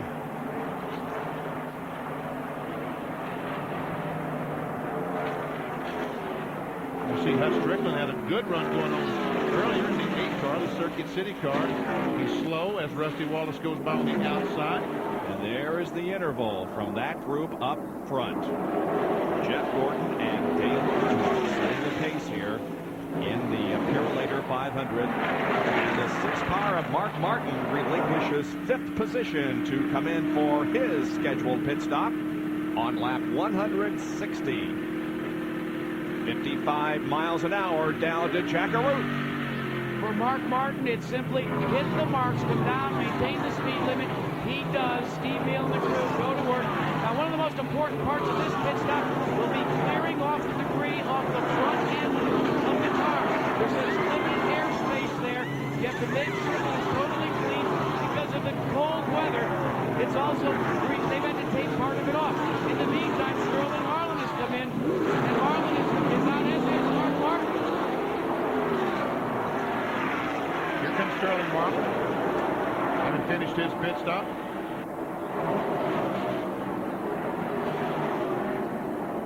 Kenny Wallace was going back to the garage area, Benny, and Sterling had a rather close call there with him as Sterling came down pit road to rejoin the race. Wally Dallenbach has made a pit stop and goes back out there. Wally is back in 26th position as Sterling Marlin gathers up speed once again. Dale Earnhardt has not been able to catch Jeff Gordon since Gordon moved past him about 10 laps ago. But meanwhile, Jeff Gordon has not been able to catch Dick Trickle either. These 2 guys battled out for the NASCAR Winston Cup Championship in 1995. Jeff Gordon and Dale Earnhardt in their first and second here at Atlanta in the 4th race of the 1996 season. Yellow flag. Our first of the day. Now Musgrave started down pit road and drove back on the racetrack. There's a piece of debris on the racetrack. So Dick Trickle will finally, persistence has paid off. He will get that lap back. That is amazing. Yeah, Ted Musgrave was thinking about coming in, but he saw the caution come out and he pulled back onto the racetrack. And there is Dick Trickle, and with the pace car picking up the leader, as Benny told you a while ago, Dick is going to be able to go clear around the 1.5 miles. Caution right at the halfway point. They're sitting about 20 miles an hour above the race record. We're going to have to get out the record books and take a look at some of the fastest races. This could be one of them. It has been a very quick first 164 laps. And on lap 160, Mark Martin, Sterling Marlin, Kenny Wallace, and Wally Dallenbach. We established all those, made pit stops, and now 3 laps later, the caution flag comes out. Tough break. Yep. So with the pace car out there, we're going to see a lot of activity on pit road under this caution. Dale Earnhardt is already on the apron of the track now. There you can see Jeff Gordon moves his Chevy down onto the apron, the flat part of the racetrack. Only 13 cars will be able to pit this time. And under NASCAR rules, you have to be on the lead lap to pit the first time by. The next time by, the cars that are 1 lap and more down will pit. There's all the cars that are racing for the win on the lead lap. It's a great view that was.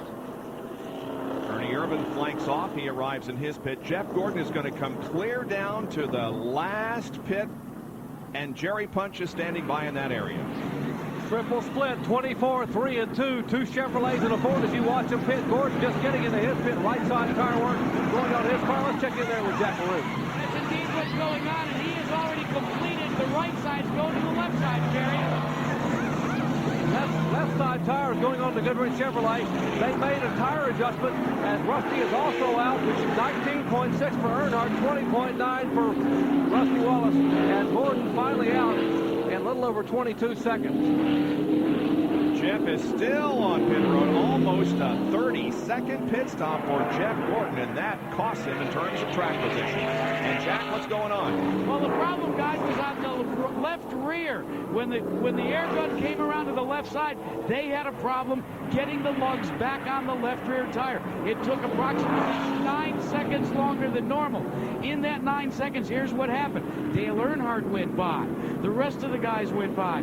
Terry Labonte went by. Next thing you know, your leader finds himself mired in the back of the pack. How interesting is that? Richmond pit stops work on his behalf, and here that long stop and getting out late drops him down 3 positions. Several positions, as a matter of fact. He's probably lost 7 or 8 spots. The fact that all these cars were jammed up nose to nose when they came in, and we see John Andretti out of gasoline. 8th spot. Jeff Gordon will be 8th on the restart. And John Andretti was in 31st spot as his woes continues. He's out of gas. Back in just a moment.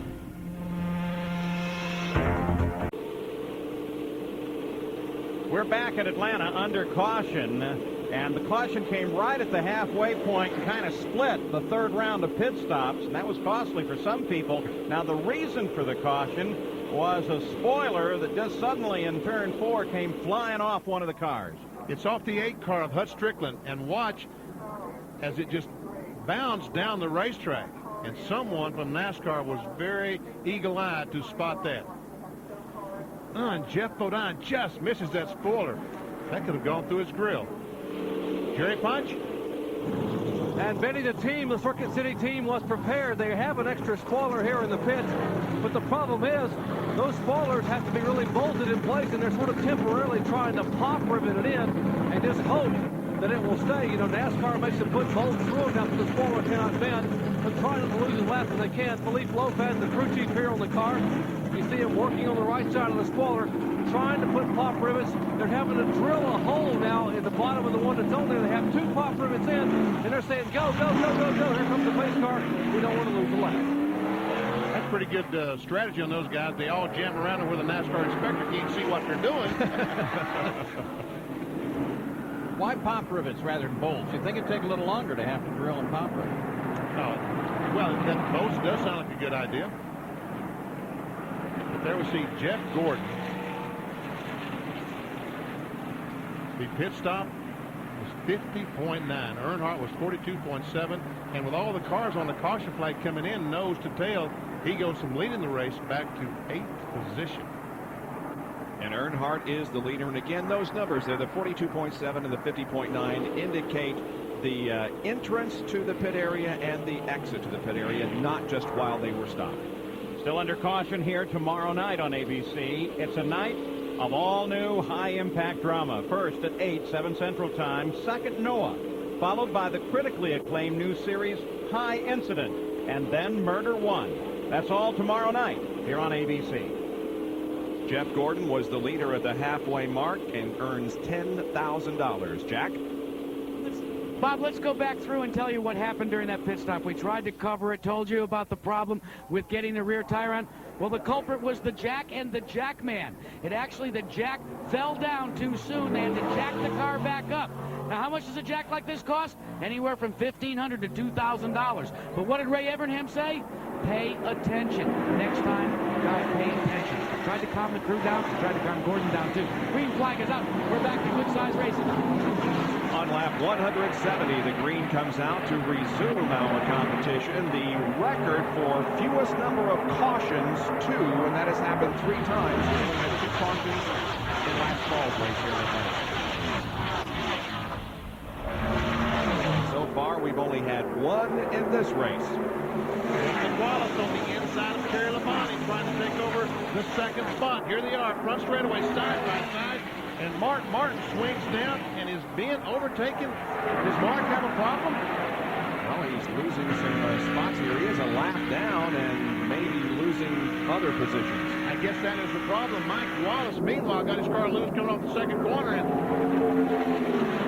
where did Robert Presley come from? Look at Robert go. He's a lap down because of pit stops, but trying his best to get back to the front. Jeremy Mayfield is in 98 and he's 4th. Terry Labonte at car 5 is in 3rd spot. Up ahead, Rusty Wallace in 2nd, the leader Dale Earnhardt. Mayfield a little loose coming off the corner there.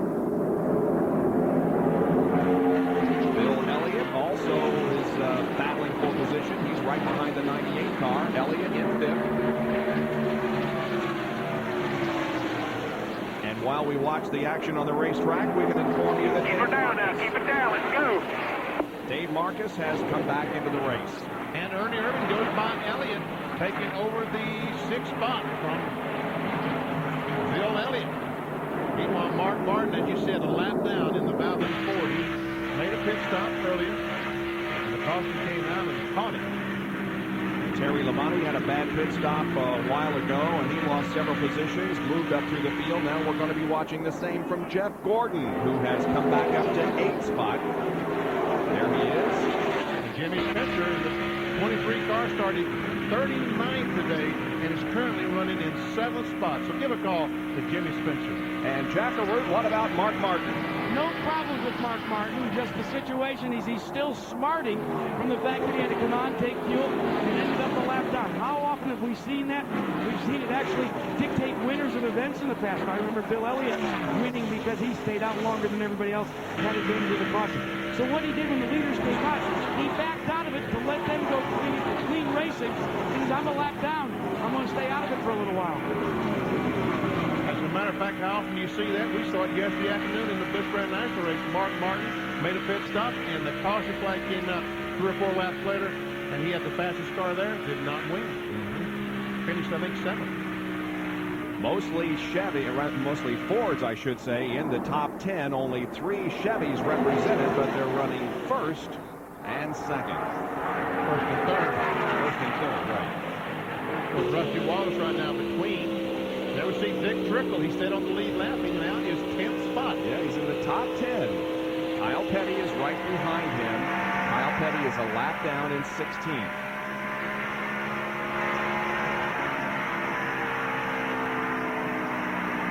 Starts from the Briggs and Stratton roof cam on Kyle Petty's car. Now looking back on Kyle from Dick Trickle.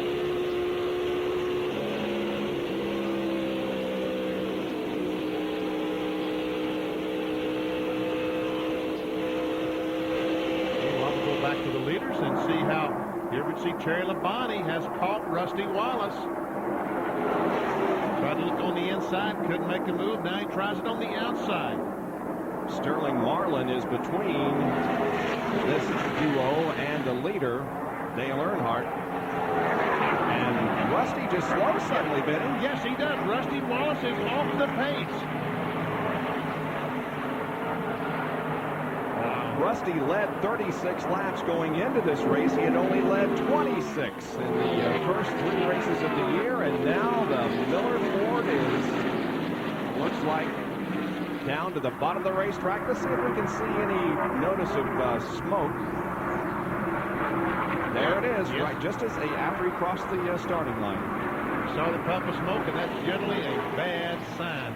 Jerry Punch. Well, the answer is very simple. I asked the crew chief, Robin Pemberton, to give me 2 words. Blew up and walked away. That just about says it all. And Rusty Wallace still running. Yeah. And the car, as you hear in the background, the car is still running, but it's obviously missing and not running very smoothly. And now the crew raised the hood. That's Robin Pemberton on the left front, looking at the front. Maybe it's doing something they can fix. And Pemberton runs back to the toolbox and is looking for some attachment to the plug wire, so maybe it's not quite as terminal as they might have thought for Rusty Wallace. Could be possibly an ignition problem. The crew surveys the damage. We'll try to find out what the problem exactly is and get back to you. So one of the contenders has fallen by the wayside here. Now the engine is shut off, and they're looking for the source of the problem. And Rusty Wallace can only sit hopelessly on the racetrack as Dale Earnhardt, Terry Labonte, and the others are at full speed on the racetrack. You see Terry Labonte, the 5 car, has been able to get by Sterling Marlin. And he moves back up behind Dale Earnhardt. And look who is in 4th spot and could have one of the fastest cars on the racetrack. The Havoline Texaco Ford, Ernie Irvin.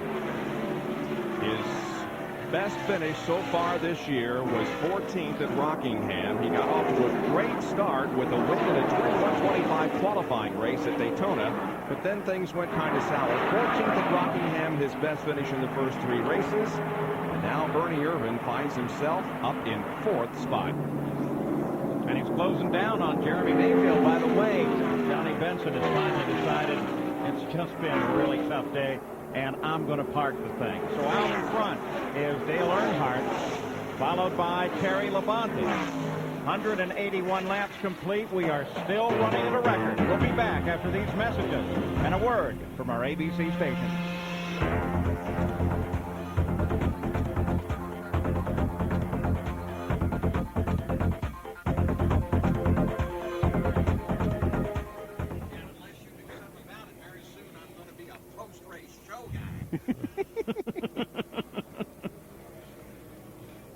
And I ain't gonna like it.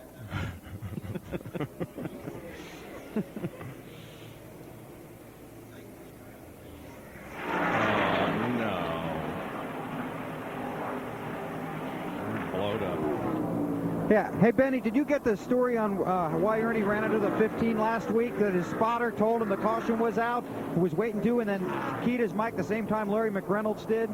No, and he didn't hear anything, yeah. Right, he didn't hear it, so... Oh, my gosh. Talk about happenstance. You guys can either do that or I can do that. Plus, there, just a little bit of self-pressure on him. Just so you guys know that the pit stop they made today, the first pit stop they made, here comes DW again. It's the first time they've made a pit stop this season when they haven't had to attack the sheet metal first. Wow. He told you that earlier? What? That you had that car.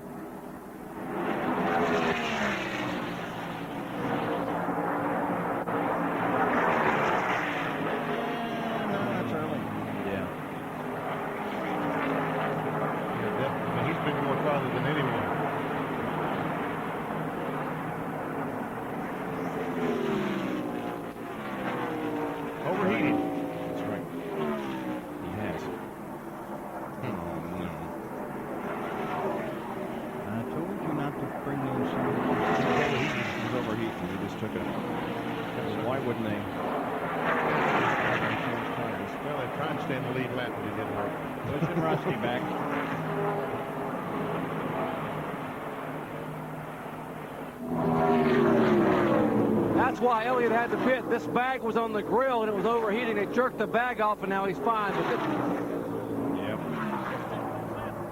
Piston on the tube. And inhale. Yeah.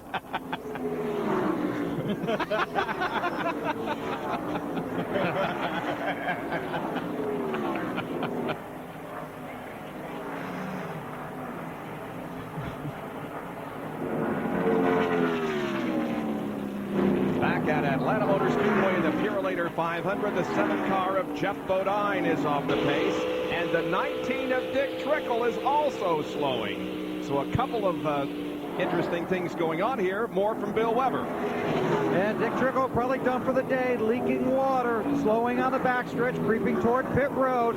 Had a good run, 7 car also on pit road, but Trickle's day probably is over. Darrell Waltrip going back out, and Rusty Wallace being pushed back to the garage. And while we were in commercial break, Bill Elliott also came in for an unscheduled pit stop. Jerry, what was that all about? Bob, see this bag right here I have on my hand, like someone's lunch came in this bag, probably Benny's, who knows. But there was this plastic bag that was on the grill of the car number 94, and the car began to overheat. And that's why Elliott had to pit, the car overheating. And by the way, just a moment ago, they pushed Rusty Wallace back to the garage. They have broken a piston, so he is through for the day. Let's go down to Jackaroot in the Bodine pit. And Jerry, if Jeff Bodine had any luck, it'd be bad luck, because now, after all those chassis problems, he reports a flat tire. To be safe, the crew elected to change all 4. They'll take them behind the wall, and they'll determine which one went flat. That's part of the problem with the interliners. Sometimes, Benny Parsons, you know, it's difficult to tell from a sight standpoint which tire is going flat. As a matter of fact, Jack, that asked me, I can tell him I saw the right rear tire was flat as he came down the pit road just a moment ago. Talking about a burned piston on Rusty Wallace's car, there is what we're talking about. That's a good piston on the left. See how nice and shiny the aluminum is? They melt, they get so hot they actually melt the aluminum, and that's what they mean by a burned piston. Dick Trickle has gone back out onto the racetrack, so perhaps it isn't a terminal situation for him, but he has lost 2 laps. And Bill Weber is with Rusty Wallace. Well, Rusty Wallace hoping to make a move in the points here. You got through Daytona, but not Atlanta. Yeah, I couldn't believe it. The car was really flying. It was running good. We had a couple cylinders last night. We're looking pretty close as far as being too hot, and evidently we just got too close and burned the thing up. So looks like they're going to confiscate it now and take it to the wind tunnel. So we won't see what happened to it for a week or so. But it's too bad. The thing was really running good. Some vintage racing between you and the guy in that 3 car. Yeah, I finally got my act back together, but man, we can't be falling on these races. I'm going to have to go back to the guys at the engine shop, and we'll talk about it, see what we can do to get the durability back. But they're working hard. At least got the cars handled, and we're back in championship form, but DNFs don't help none. Okay, so Rusty's out of this race, and it looks like he's going to lose his car to a wind tunnel test that Benny talked about earlier. They want a Ford, a Chevy, and a Pontiac. 24 and the 28 racing door-to-door now, guys. Yeah, that's for 4th position. They're side by side at the line, and Gordon on the inside is now up to 4th position, and Ernie Irvin back to 5th. The 4 car of Sterling Marlin, 2 laps down in 18th. Because of an ill-timed pit stop.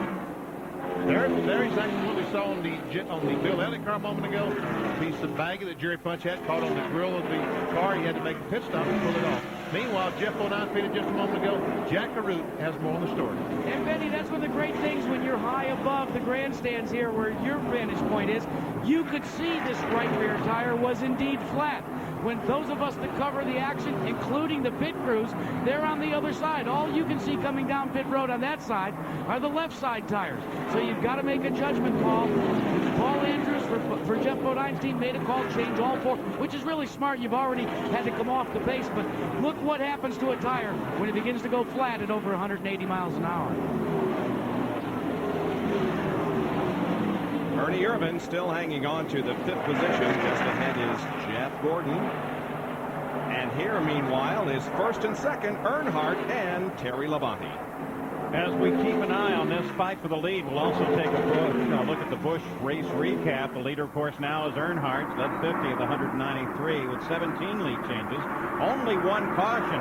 Average speed is well above the record. The lap leaders, Terry Labonte for 73, then Earnhardt, Wallace for 36, Jeff Gordon, Bobby Labonte for 4, Mike Wallace, and Elliott and Michael Walton.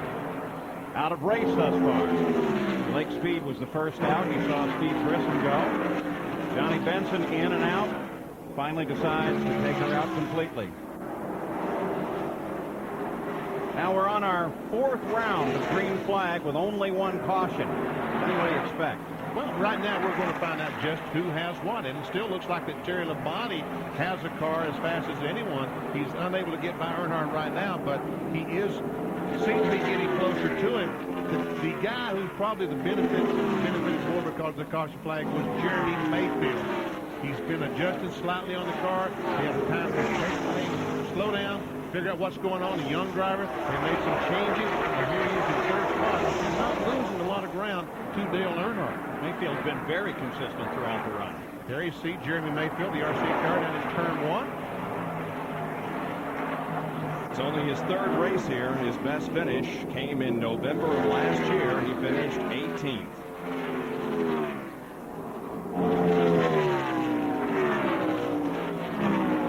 We always monitor the radios of these drivers as we follow them, at least some of them, and you'll notice that when he's not running in traffic, there's not much conversation between the spotter and the driver.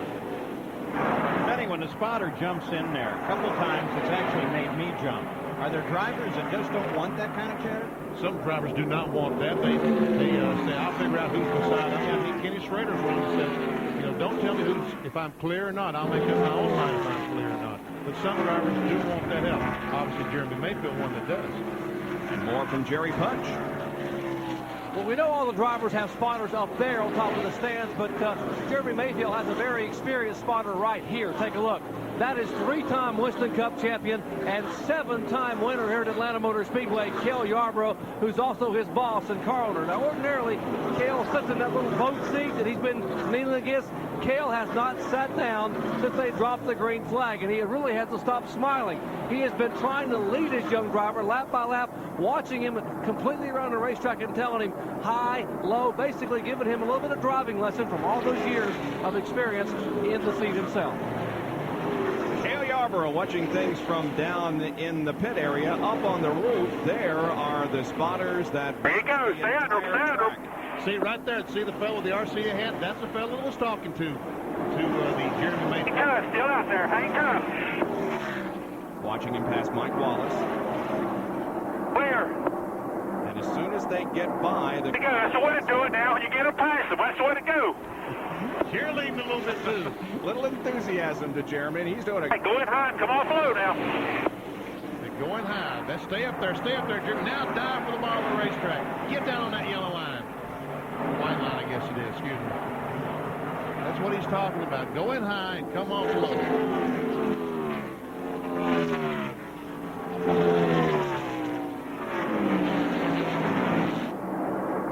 And you see just how far that Jeremy has to go to catch the leaders, and he is not gaining now. A moment ago he gained on Earnhardt, but now he isn't. It looks like Labonte is falling back to it. Dale Earnhardt trying to rebound from a 31st place finish at Richmond last week. His worst finish since Michigan 13 races ago. Jeff Gordon up to 4th position, so he too is coming back from that disastrous pit stop that he had a few laps ago. There is Labonte, and he is within a car length now, coming back up on Earnhardt. That's unbelievable. Just a moment ago, he's 4 car lengths behind. In 1 lap, he closes up all the distance. So it's Earnhardt and Labonte first and second. Jeremy Mayfield third, followed by Jeff Gordon and Ernie Irvin after 204 of 328 laps at Atlanta.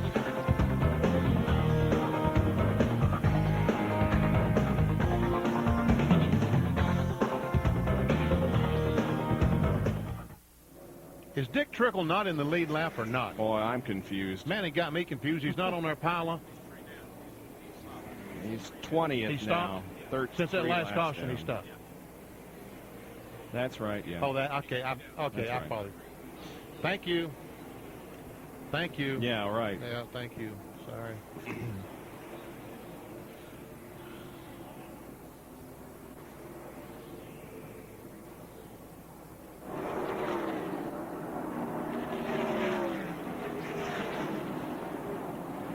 Yeah, we can talk about that too, because there's some good rookies. There's a new car in that series, and it's going to be a good race. Yeah, stay tuned.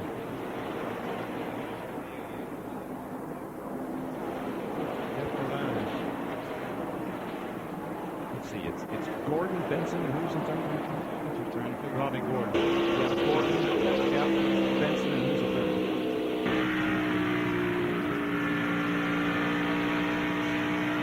Okay.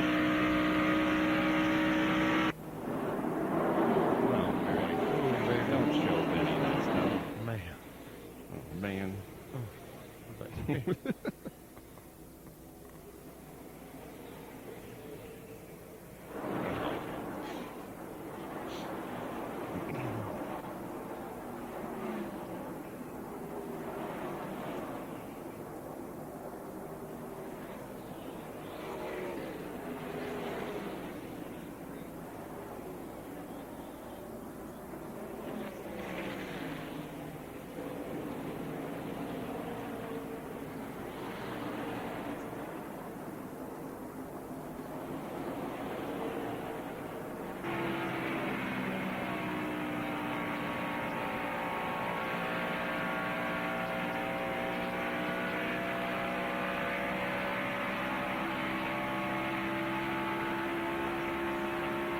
Back at the Purolator 500, Atlanta Motor Speedway, you look backwards from Dale Jarrett's car. Came into this race as the points leader, but now runs a lap behind the lead in 13th position. Now, we've got a great race going here at a record pace with Dale Earnhardt out in front of Terry Labonte, but this is not the only racing on ABC today. Immediately after this race, round number 1, of the International Race of Champions, the 20th running of the IROC. We've got some great rookies in there. Robbie Gordon, Johnny Benson, who is out of the run here. And I think you're going to enjoy it. A good fight from Daytona International. And brand new cars this year. Yes, sir. Pontiac Firebirds. Well, identically prepared Pontiac Firebirds, as a matter of fact. Well, let's take a look and see how Michael Waltrip is doing as he makes his way around this 1.5-mile racetrack at Atlanta. He's running in 9th position. There are 10 cars on the lead lap, and look at this. Jeff Gordon takes 3rd away from Jeremy Mayfield and does it. All right, follow him now. Stay with him. Rather easily. That's okay, Jeremy. That's what you do when you make your mistake out right there now. You got to go when you make that commitment. Got to go. You're doing good, though. Just keep doing it. That's Tony Porter, the crew chief, talking to his young driver, Jeremy Mayfield. Well, they really seem to have a nice relationship, does Tony and Jeremy. The 21 and the 41 are side by side for 8th spot, and the 10th is in the 10 car is up there also. So that's 8th, 9th, and 10th right there. And 7th. Yes. Let's give Schrader a call. Then the red 25 car. Bud car. All 4 of these cars going for position. And by the way, there are 10 cars on the lead lap. Bill Elliott is in 11th, 1 lap down. Let's watch Michael Waltrip as he goes down in the corner. We can see just how long this half-mile corner is here at Atlanta Motor Speedway. Pulling the car to the left, pulling to the left. If he ever goes back 7 to the right, he's got a big problem. And once again, you realize, and look at that sun as they drive into the sun late in the afternoon at Atlanta Motor Speedway. The races here at Atlanta are in March and in November, and it's a problem with the sun in both races when they come here. There is Kyle Petty as we watch him traverse the racetrack. He's 14th a lap down. Sun is always low in the sky by the time. We're going to drop you 1 and 1 on your air, okay? It's a tape on the front. They'll run slow on the bottom.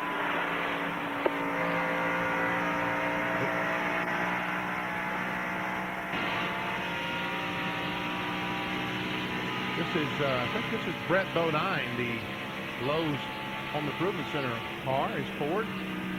We see he's turning 7,500 RPMs. We see his tachometer there. All the drivers, with the exception of Earnhardt, have the full face helmet. But Jimmy Spencer also wears and Trickle does not wear the. There we see Trickle, his little bubble goggles. Yep.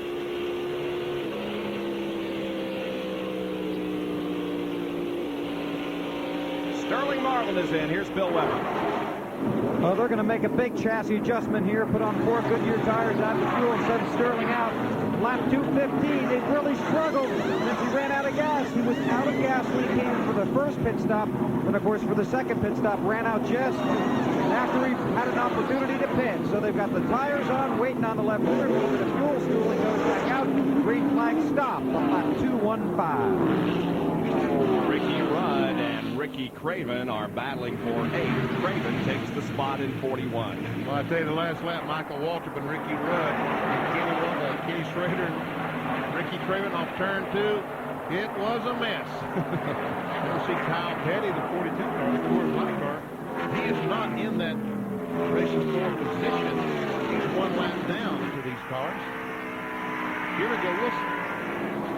Here we go. Down in turn 1, there's Ricky Rudd, the 10, and Michael Waltrip, and we see them 3 abreast behind. Rudd and Michael go up, make contact, and there goes Schrader on the inside, and we saw results of that. Also, Ricky Craven was able to get by the 41 car. This is Michael Waltrip's roof cam. Michael better. Please stay away from that wall, Michael. It doesn't give.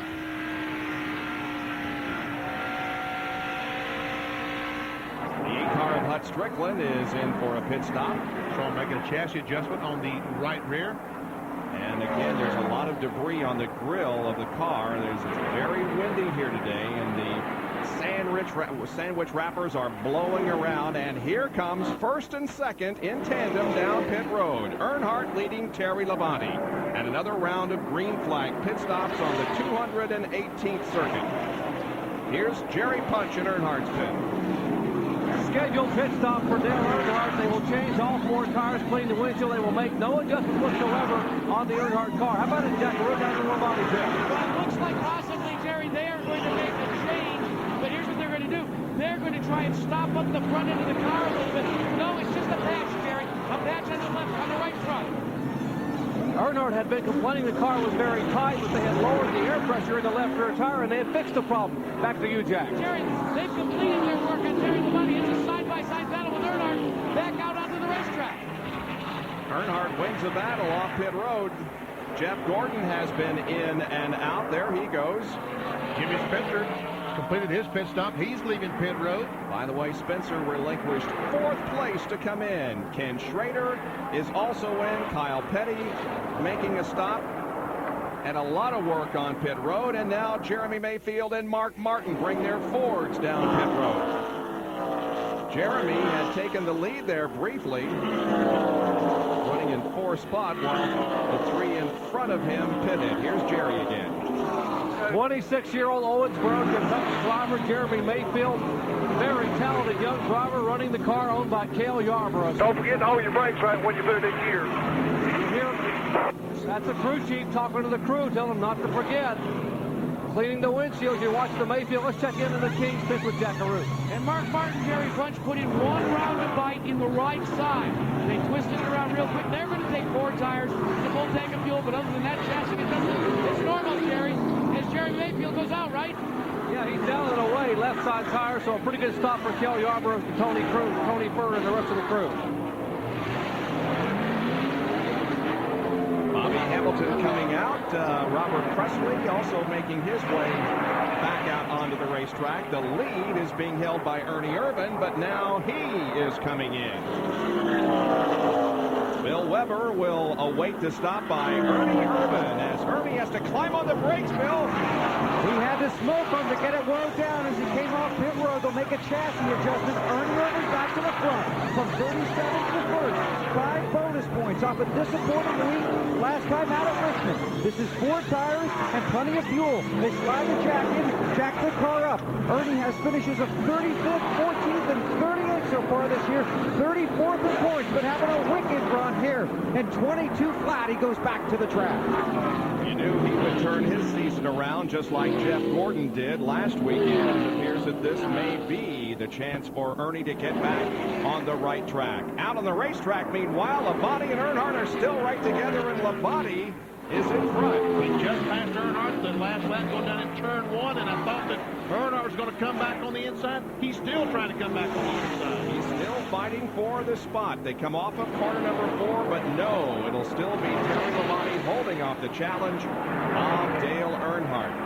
21 car, by the way, and Michael Waldrop has not made a pit stop, so he is in the lead at the moment. But when everybody does come in for a pit stop, it'll be these 2 up front. And now we can see that Michael is indeed off the track and onto pit road. So that battle we were watching there between the 5 and the 3, Labonte and Earnhardt are running 1st and 2nd.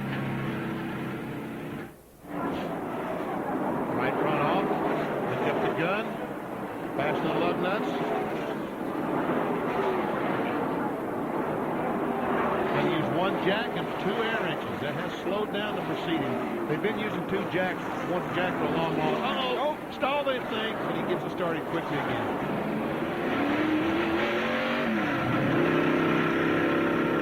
In the 88 of Dale Jarrett. He had a very slow stop because we saw he was sitting in his pit when Michael Walker made his pit stop. The 88 car was sitting there, so obviously a long, long stop for Dale Jarrett. Stay below that white line. When you get to the back stretch, there you can pull up. Here comes Ted Musgrave on the outside of Michael Waltrip. Will he catch the 88 car of Dale Jarrett? Just barely. Jarrett is 13th, a lap down. As a matter of fact, the leaders are right behind these cars. Elliott is the leader of the race because, remember, he's off sequence. He's not pitted with the rest of those running up front. He stopped early, and right, he didn't change tires or anything, just pulled the baggie off the grill. Right. Stopped fairly soon. Yeah, he's been stretching it further than anybody else, but then had to make the unscheduled stop to get the piece of debris off the grill of the car. So Elliott is your leader at the moment, but Terry Labonte and Dale Earnhardt are running in second and third position. 228 laps have been completed. We're only 100 from the end of this Purolator 500. Back in just a moment.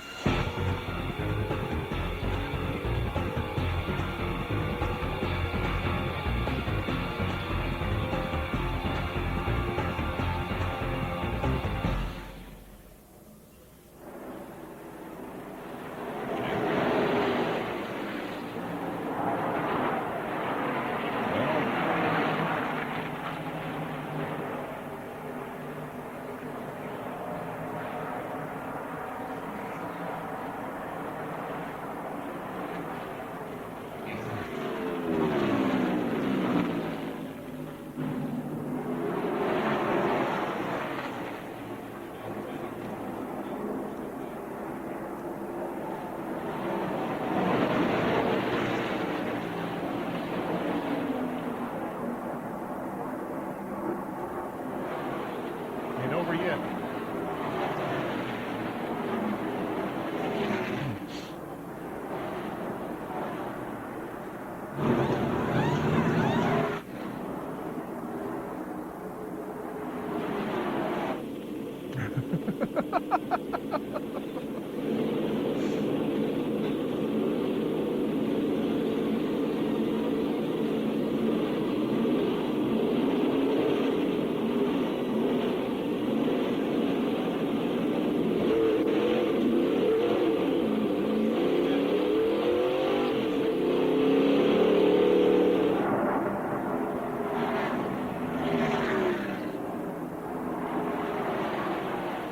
Look here for the lead.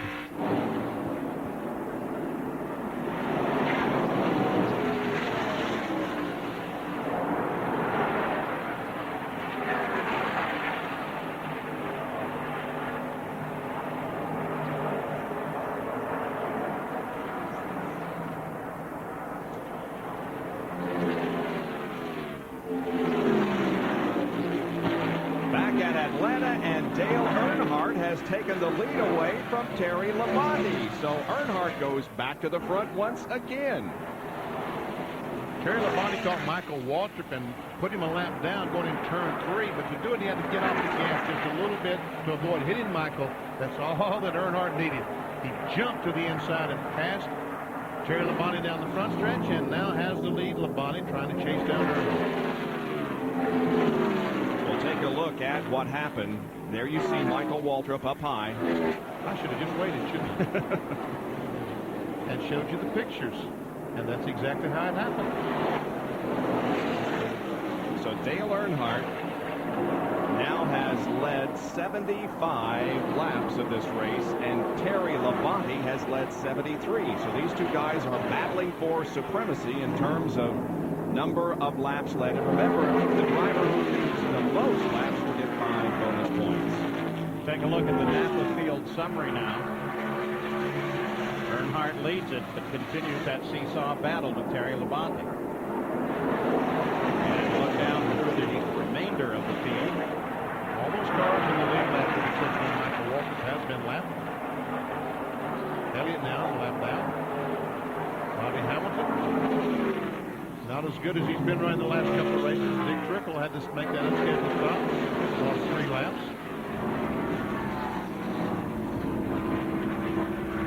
Mast is being shown out of the race, and the caution flag is coming out for the second time this afternoon. Only the second time, and we understand another car has lost a spoiler, and it is the same car, Hutch Strickland. So the one they apparently put on came off again, right, Jerry? Well, Bob, it was actually not the side they put on, it was the side that stayed on. They lost the right side the first time, they lost the left side this time. In fact, and this time when they lost the spoiler, it went up on the racetrack at the end of pit road right against the pit wall. NASCAR said it's just too much of a dangerous position for that spoiler to be there. So we're going to possibly put out the caution flag. I guess they did put the caution out, so Hutch Strickland still sits in the pit here with the left side spoiler now being replaced.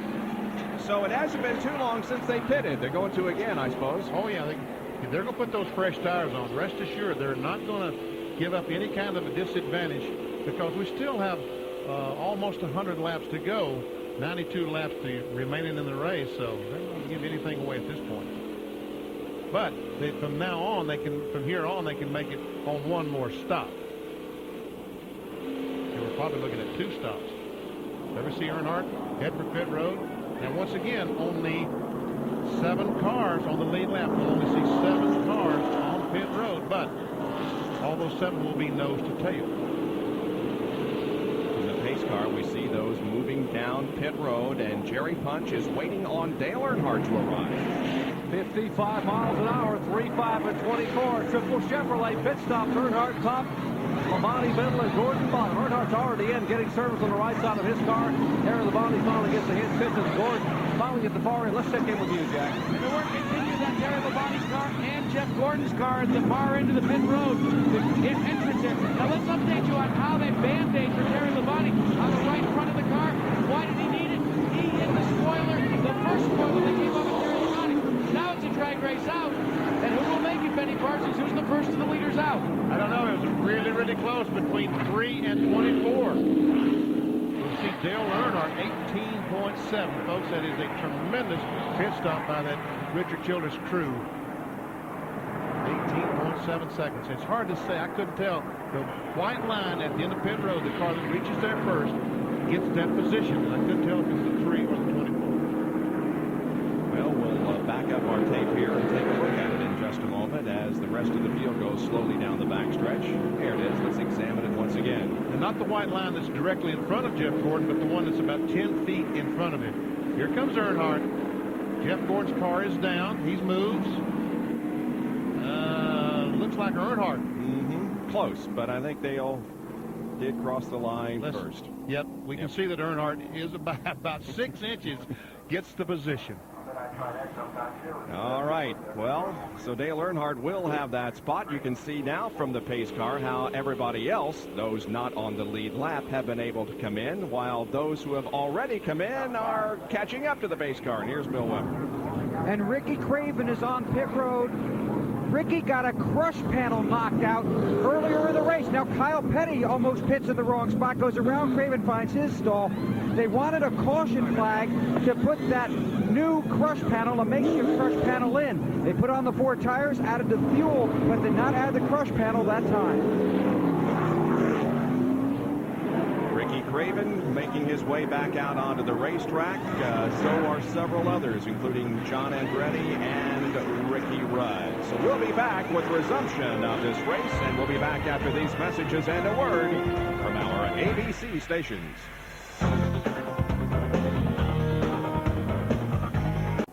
Well, we got Dick Trickle up there.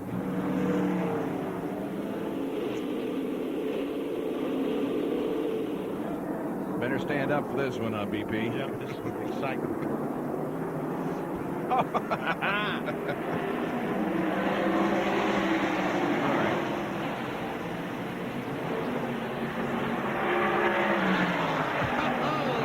Whoops. Bottom lane closed.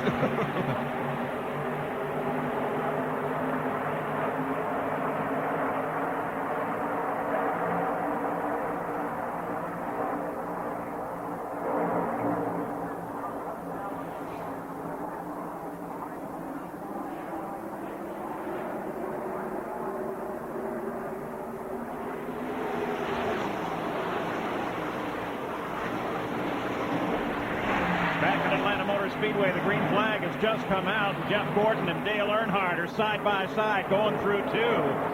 The restart came on the 241st lap. And look at Ernie Irvin as he closes in there as well. And there's Terry Labonte, too. 90. Mike Wallace is in trouble. He's blowing the engine as they go down the backstretch. Meanwhile, Ernie Irvin on the caution flag is out again. So we just come back from a caution for 2 laps. But look here. They're coming around to the line. No, they've already taken the caution flag. Meanwhile, Ricky Rudd and Dick Trickle once again gets a lap back. But Dick Trickle was 3 down. Ricky Rudd was only... He's back on the lead lap. He's now back on the lead lap. Yep, got 8 cars on the lead lap. Boy, Gordon and Earnhardt really charged on that one. What a great little show that was. Short live. Ernie Irvan was coming up, and so was Terry Labonte. So we may see the same thing again here in just a moment after the NASCAR and track officials go out there and check over the place to see if there was any oil laid down by Mike Wallace. Now, these cars only ran the one lap, so they will not pit. But if they had run 4 or 5 laps, they would. Now, Ricky Rudd and Dick Trickle that made up their laps, they'll be at the end of the pack. They might stop and just put half gallon of fuel in it because it wouldn't cost them anything. It wouldn't cost them anything. It was, never see Ricky Rudd. Is he going to stop? Doesn't appear as he does if he's going to stop. He has to encircle the track as he is doing right now. Well, let's go down to Jack Arute. You know, I'm always amazed at the technology and how it increases. In IndyCar racing, we talk about onboard telemetry. Here in Winston Cup, we've talked about satellite dishes. Everybody now has a TV monitor down here on pit road. But this is a first. This show is closed caption for the hearing impaired. And what I'm saying is now being typed out here. It's a couple of seconds behind, but I can read what I'm saying. It says this show is closed for the hearing impaired. What I'm saying is being typed out, etc., etc. How about lunch, Benny? That's it. It's coming up. I can't believe it. Jack has figured out how to get himself twice on the same camera. Unbelievable. There it is. Let's do lunch sometime, Jack, shall we? So Ernie Irvan continues his charge to the front. He now is in second spot. Ricky Craven is coming in to get that panel fixed, and Bill Weber is there. He might have an even bigger problem now. He's reported a bad vibration, so they're going to change tires, top it off with fuel, and then send it back out. He did not want that crush panel put back in because he wanted to try and get back on the lead lap. He didn't want to lose the track position. Well, the caution came out to try and help him, but didn't work out. Dick Trickle also in on pit road. He'll top off with fuel. Craven is away. He's got 4 tires. We'll check on that vibration, and then perhaps, if he can get his lap back, put that crush panel in. But right now, Larry Hedrick, the car owner, told me that's his driver's call. Craven has complained briefly about it, but they haven't made that repair yet. Now Dick Trickle leaves, and he'll return to the race. Now he changed all 4 tires, got topped off, and by the way, this is Dick Trickle's 200th NASCAR Winston Cup race. Still under caution because of some oil on the back stretch from Mike Wallace's car. We'll take a break and be right back.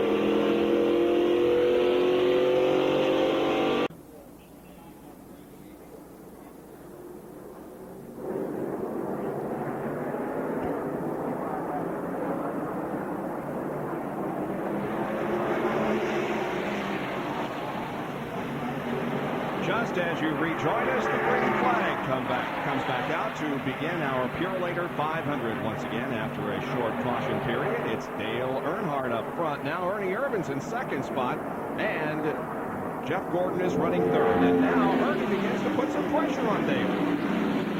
Ernie Irvan is running a little bit higher line around the racetrack than is Dale Earnhardt. And is he going to work for him, or is he going to lose a spot? And here comes Robert Presley trying to get a lap back. He's a lap down, the 33 car. Presley's a lap down in 9th spot. Now this time Ernie Irvan runs in the same tracks as Dale Earnhardt. Can he use a draft to start to get by? Here comes a Napa field summary. The entire field rundown at the moment. 8 cars on the lead lap.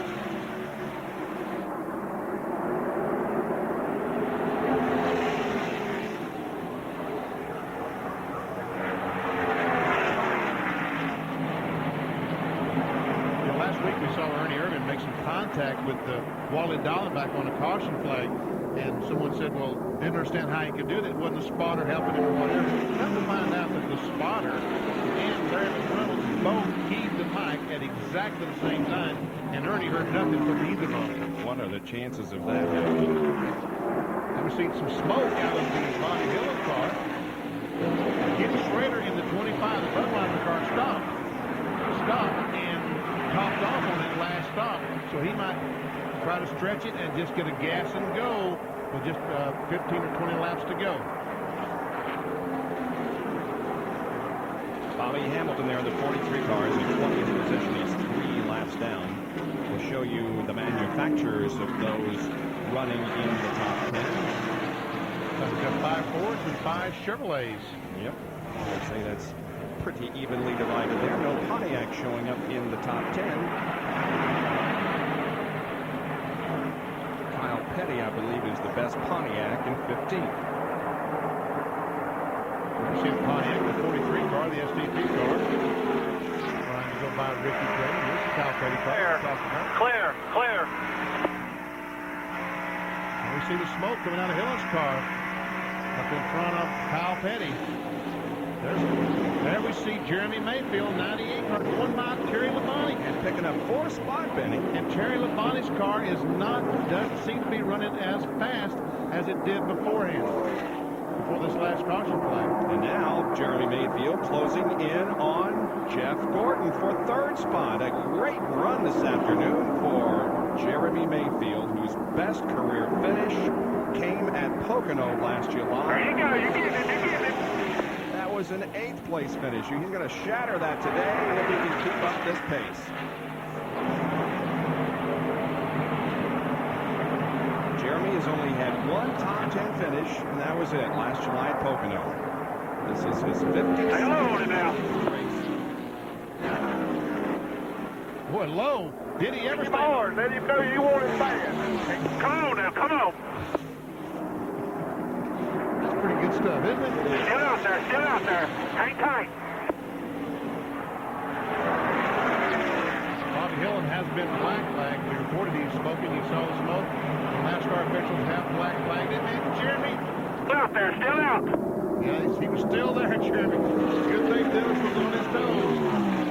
This is a great battle, but I believe Gordon's going to hold off the challenge at the moment. Now maybe. Give up before you do. Just keep going. He'll give up. I doubt it. too. You can sure pump your driver up by saying that.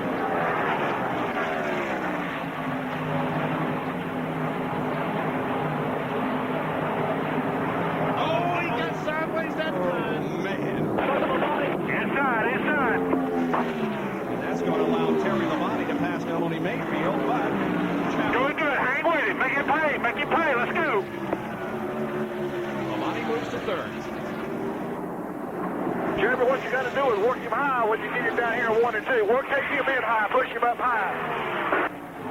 Do a slide jump on him is what they're talking about as they do in the open wheel cars. He's been pitching down on you so you get loose like that, so you push him up high when you take him in.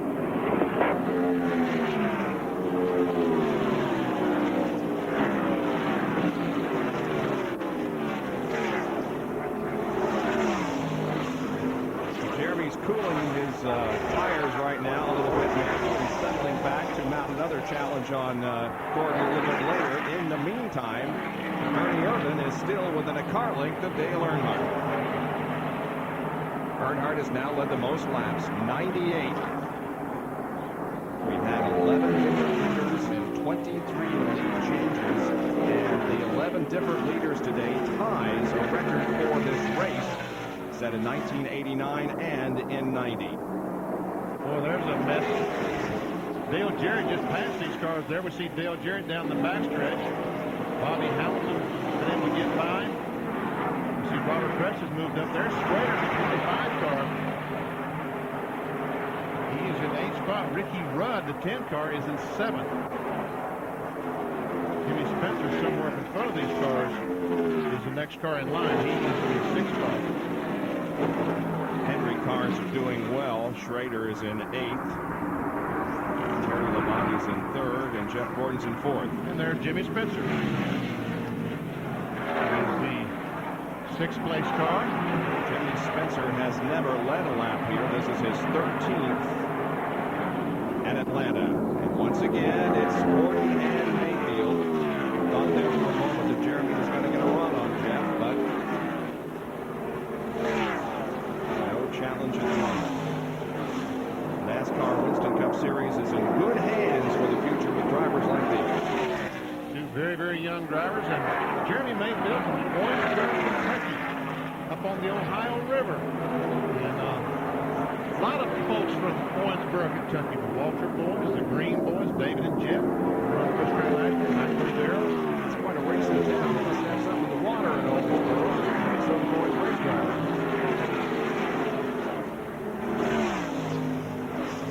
Bobby Hill in the Jasper car is heated the NASCAR black flag, made a pit stop, they worked on the car. He goes back to see if the oil leak has been slowed down. Just 68 laps to go here in this race. Look at Terry Labonte. Yeah, Labonte suddenly re-emerges as a contender as he begins to close in on Ernie. It looks like in 10 or 15 laps that he's just so-so, and then he just goes straight forward. His car after that point becomes the fastest car on the racetrack. I'm talking about Terry Labonte in the 5 car. Earnhardt started from the pole in last year's race here and finished in 4th position. In 36 starts here at Atlanta, he's averaged a 9.2 finishing position. And that's the best among all active drivers. He has 22 at this racetrack.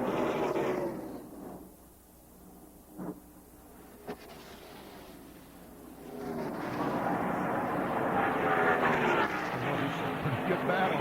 Sure is. And Labonte just keeps whittling away at that advantage that Ernie Irvin has on him.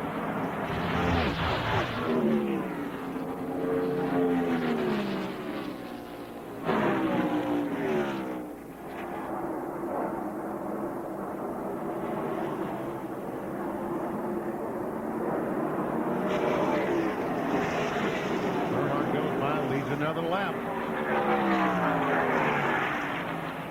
Jeff Gordon, while you're watching these 3 cars, is still in 4th position. Jeremy Mayfield in 5th. They put another lap on Darrell Walter, who has not had a particularly good day. He's 85 laps down in 36th position. So let's take a pause here and enjoy an ESPN track fact, an ABC track fact brought to you by Quaker State, the motor oil that exceeds the highest standards of engine protection.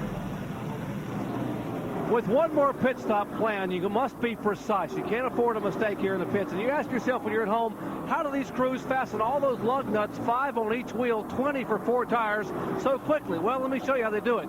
They actually use a glue. They glue around the edge of the lug nuts and put them on the wheels. That's how they ordinarily do it. But today, when it's so cold, that glue can be a problem. In fact, yesterday during the Busch Grand National race, let me show you this tire here. You see the yellow glue around the outside of the lug nuts? When it gets so cold, this glue will actually get brittle, and when you slide the wheel on, the lug nut falls off. That'll cost you 3 or 4 extra seconds. Let me show you what they can do in cold weather. They take this same lug nut, and they have a peel-off adhesive piece of foam. They peel off the front and peel off the back, and this little foam is then used to put the lug nut on the wheel. You don't have to worry about weather being a factor. The glue, which would dry and get brittle, not a factor. This little lug nut will stay intact, and that could be critical. Remember, only one planned pit stop remaining here at Atlanta Motor Speedway. And those pit stops will be coming up before too long, as 266 laps have been completed at Atlanta. We'll be right back.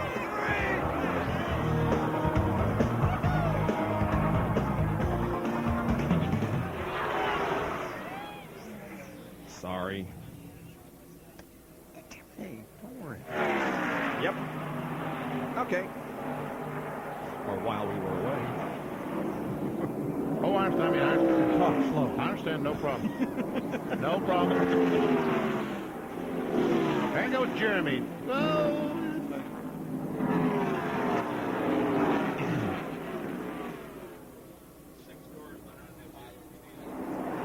Baby. Oh, baby.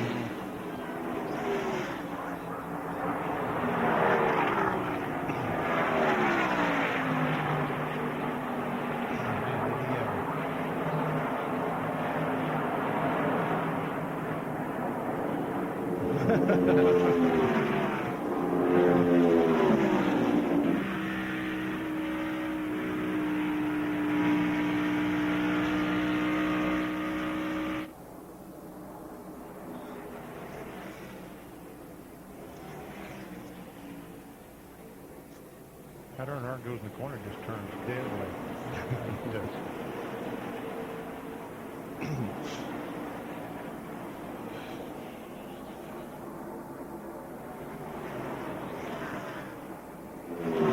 Which one's which? Which one's Marcus? Which one's Labonte? Yeah, it is.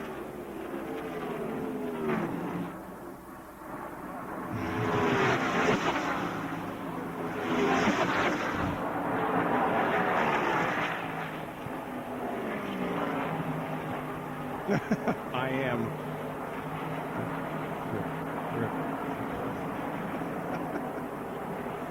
Drip, drip, drip.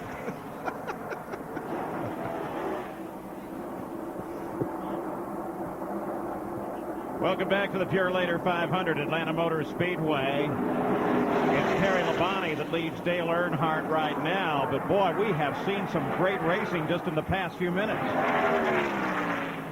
Here we go. Ernie Irvin running second, Dale Earnhardt in second. Irvin gets a great run down the backstretch. He'll go by Earnhardt and take the lead. But Earnhardt will probably dive back on the inside. And he will come alongside Ernie Irvin and side by side down the front. And Terry Labonte, watching all this, says, rest, I don't think so. It's not the last lap yet. Irvin down in the corner. High line. Working very well. Earnhardt gets a little bit loose. Ernie Irvin takes the lead. Labonte goes by to take second spot. And I want to tell you that while this is going on behind, Jeff Gordon and Jeremy Mayfield are running side by side. I want to tell you that. And then Terry got the lead, and he still is there with Earnhardt in second, who's been able to get by Irvin. So a real good battle among those three drivers, and back in fourth and fifth, still a good contest between Jeff Gordon and Jeremy Mayfield. So let's take a look at our Napa Field summary as we watch Gordon and Mayfield. Terry Labonte the leader, followed by Earnhardt and Irvin. And these top five continue to pound on one another. 8 cars on the lead lap. Dale Jarrett has come back up to 11th position. He started in 36th spot. One of our stories at the top of the show came here as the Winston Cup points leader, but is not having what will be his favorite weekend. No. But you know, if points were awarded right now, Jarrett would maintain the points lead over Dale Earnhardt by about 55 points, according to our calculations. Jeff Gordon, by virtue of his finish last week in the winner's circle, jumped 16 positions in the point standings, and he's going to move up further.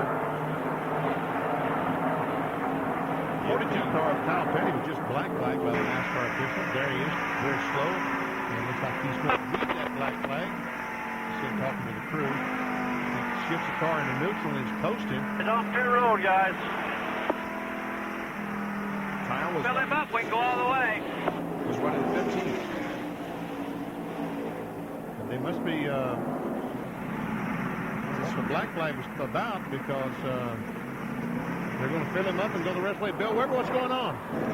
Benny, he started smoking about 5 or 6 laps ago. They're just going to fuel him and send him back out. Motor doesn't sound very good. Sounds a little bit like a sewing machine right now, so he might be back a little sooner than expected. Yeah, there's some fluid down there, too, so he doesn't sound so good, and he might be back pretty quick. I thought a sewing machine sounded real good. I think you meant a thrashing machine. Well, Bill is probably not a farmer. He didn't know what a thrashing machine. Besides that, it's way before Bill's time. They're second and third, Earnhardt and Irvin, and then fourth and fifth, Jeff Gordon and Jeremy Mayfield. Bobby Labonte. Labonte's slow and he'll take battery start. So the 8 car, Hutch Strickland, still on the racetrack. The 8 car is 26th. Strickland has had spoiler problems all day. Lost one side, they fixed it, and lost the other side not too long after that. Well, Kyle Petty was black flagged again by NASCAR, so whatever problem with the had is still. Kyle, Bill Weber, what's up with Kyle? I'm not sure I'm talking to you anymore. Oh, excuse me. It's a broken valve or rocker arm. He's just going to stay out there until they make him come back in, but their day's done.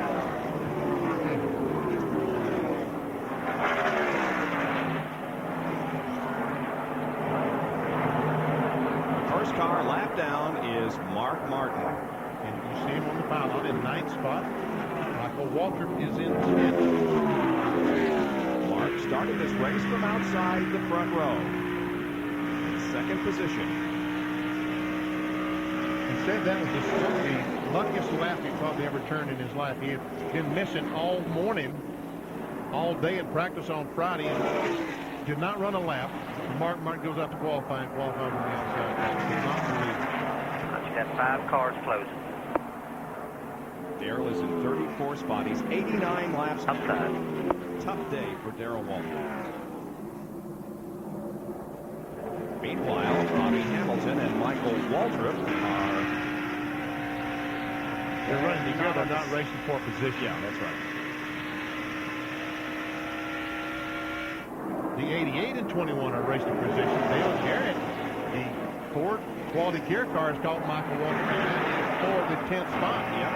Dale is trying to work his way into the top 10. And Kyle in once again. And they're going to raise the hood, it would appear this time, to check further as to what might be the problem for Kyle Petty.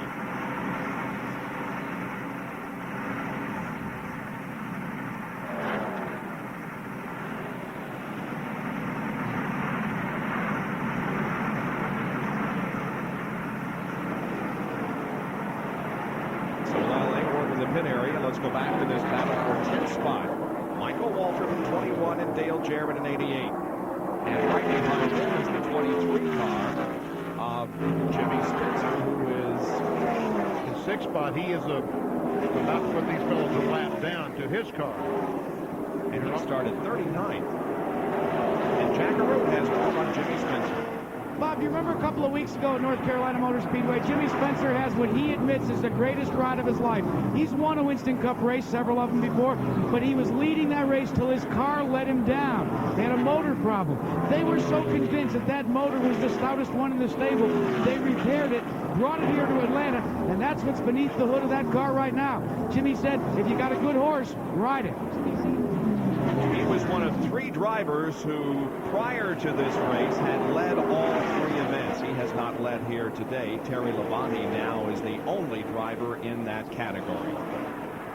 And the 33 car, Robert Presley, has slowed on the racetrack, running 14th.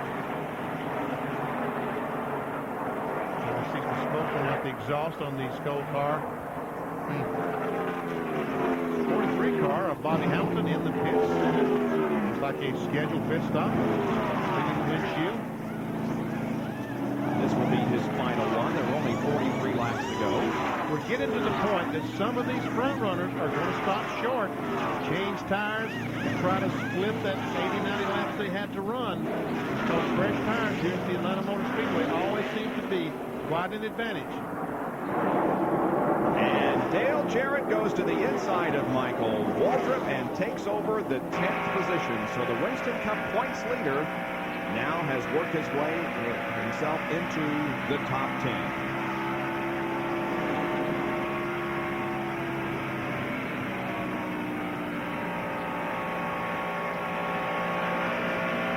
Meanwhile, back up front, it is still Terry Labonte. And Jack, what is Terry's pit strategy? Well, Gary Dehart calls the shots for Terry Labonte. I asked him what the strategy would be, and he said, to be honest with you, Jack, what I want to do is I'm hoping that I can force one of the other front runners to come in onto pit road first so I can see what they do.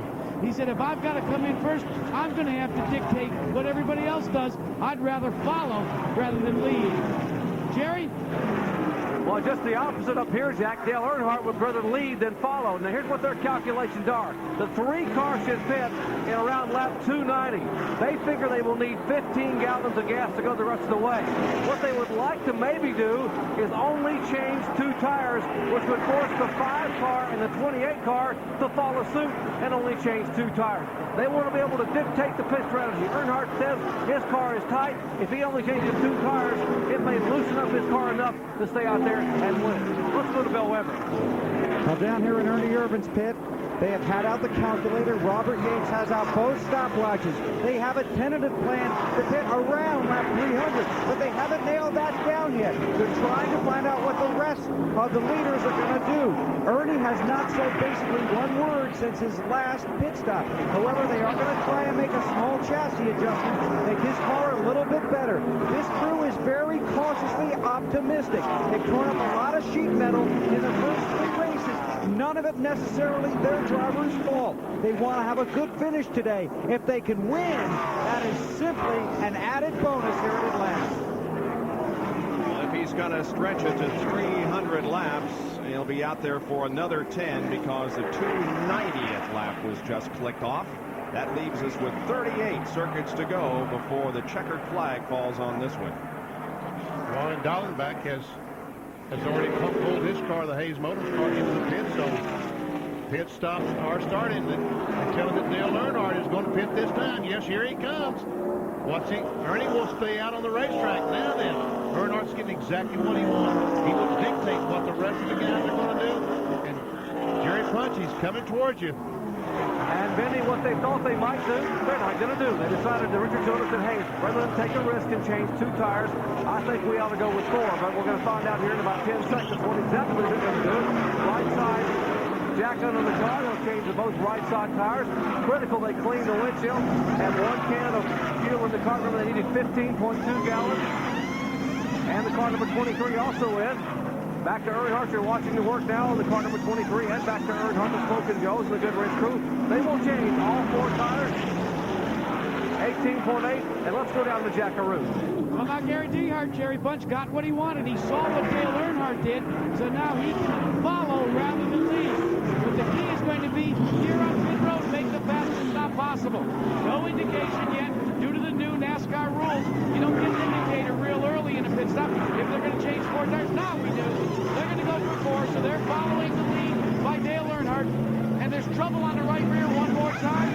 They finally get it off, but it's taking time. Let's go to Bill Weber because Ernie's in now. And he's going to get a couple of tires on the right side, waiting for the fuel till they come around with the gun. Now they'll change the left side, put in just enough fuel to get Ernie to the finish. They'll top off the tank. They decided to come in after they saw the other leaders pit as well. So Ernie Irvin is away. Back to Jack in Gordon's pit. And Jeff Gordon is going to make a chassis adjustment. Actually, it was on the tracking bar in the rear of the car. They put 1 turn in. They're going to change the tires now. They're going for 4 stops as well. Remember, Bill Weber told you it's like the front parking spot, and he is away. Now, let's go to Jerry Punch. Young Jeremy Mayfield trying to record his best Winston Cup finish ever. What should be his final pit stop. They will change all 4 tires. Boy, the windshield is absolutely filthy. Trying to clean the windshield. You can see out at 190 miles an hour.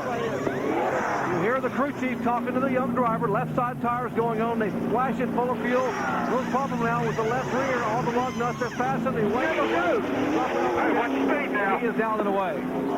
Watch your speed, Jeremy. Don't get caught speeding. Boy, this will be a killer. All you can do. All right, let it go now. Let it go. Let's go.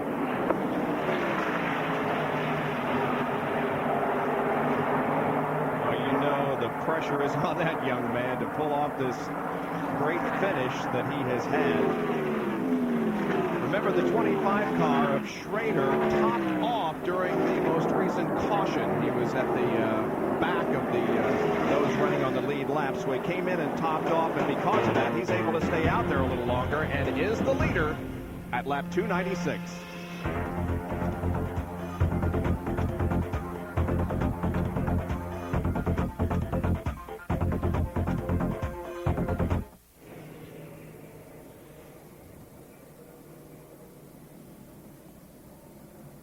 Thank you.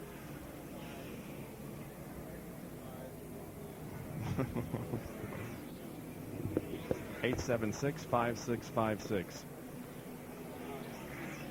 Uh-oh.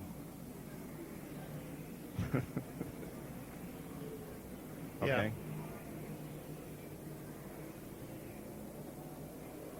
Okay, good point. Yeah. Jeremy Mayfield, his pit stop didn't appear to be that bad, but he sure lost a lot of track position.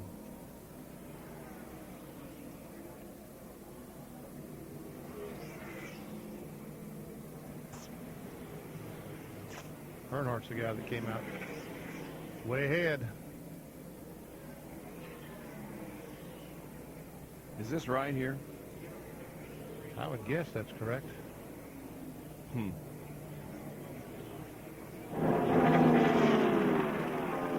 So how is Earnhardt in the body a lap ahead of Gordon and Ernie? You're in front of the 25. Now the 24 cars are.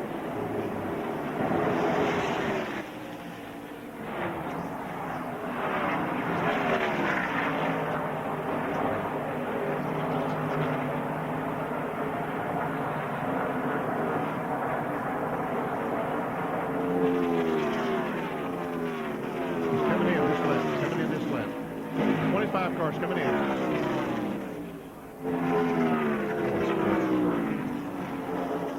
Oh, no.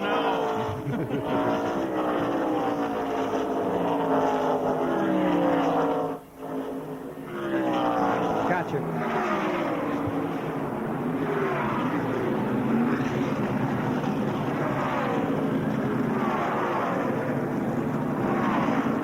Welcome back to Atlanta Motor Speedway. Working lap 300. Ken Schrader has his Budweiser Chevy on pit road. For a desperate two-tire change. They're going to try for track position, and Ken Schrader will try and race to the finish with just fresh right side rubber. Interesting strategy on that team's part. Meanwhile, up on the racetrack, Dale Earnhardt is the leader of the race with Terry Labonte running in second spot. And this would be the battle for fifth. Because right now Michael Waltrip has not stopped, so he is still in third spot.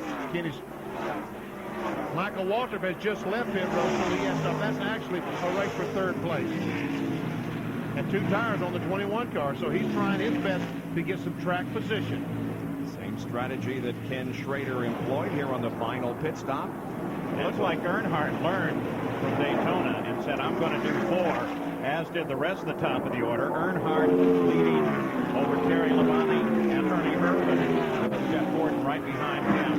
Strategy on the pit stops. Interesting. Jeremy Mayfield got hurt on that. He did get hurt. He changed 4 tires, but his pit stop did not appear to be that bad, but he's ended up now in about the 5th spot.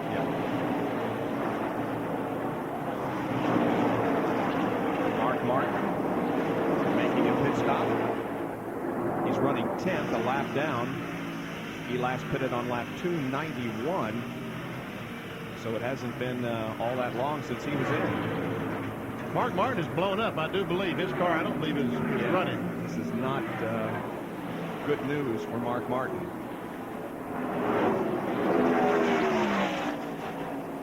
Meanwhile, on the racetrack, it's Jeff Gordon and Ernie Irvin side by side, and Jeff goes to third.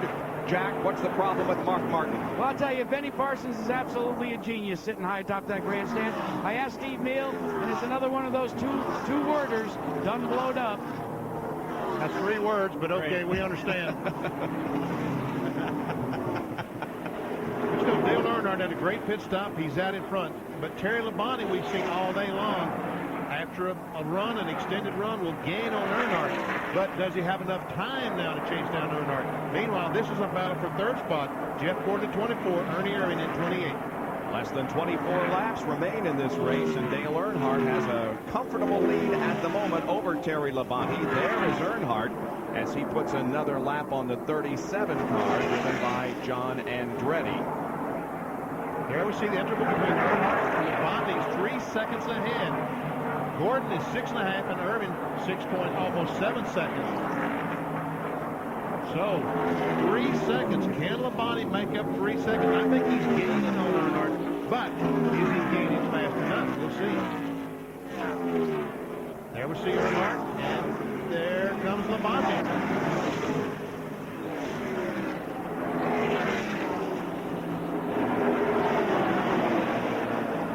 cars over there. We see Earnhardt. That's the distance that we're calling 3 seconds. By the way, we have set a new record for number of different leaders. We've had 12 in this race here today. And once again, there's the interval between first and second position.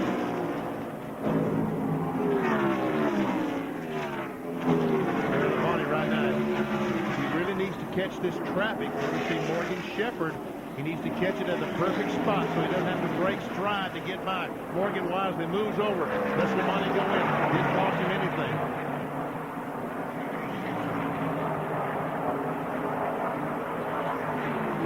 Here's Dale. There's Labonte.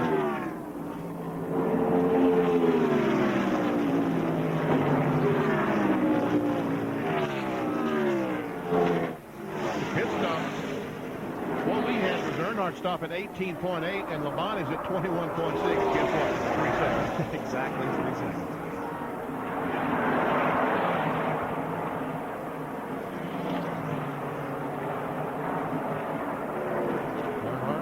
Labonte. Hard to tell right now. He would only be gaining in tenths of a second. 3 laps to go.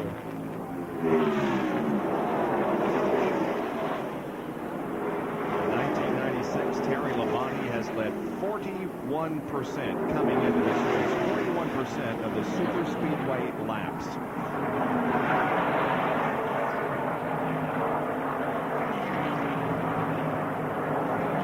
Today he has led 97. Earnhardt has led 116. Let's take a look at her AutoZone off-track interval. Earnhardt and Terry Labonte. They stopped on 291. We see Earnhardt 41.9 where he came into the pits, out of the pits, and Labonte 44.9, exactly 3 seconds. That's the difference on the racetrack. And those laps are clicking off now, less than 18 to go. On down the back stretch. And here comes Labonte off the second corner.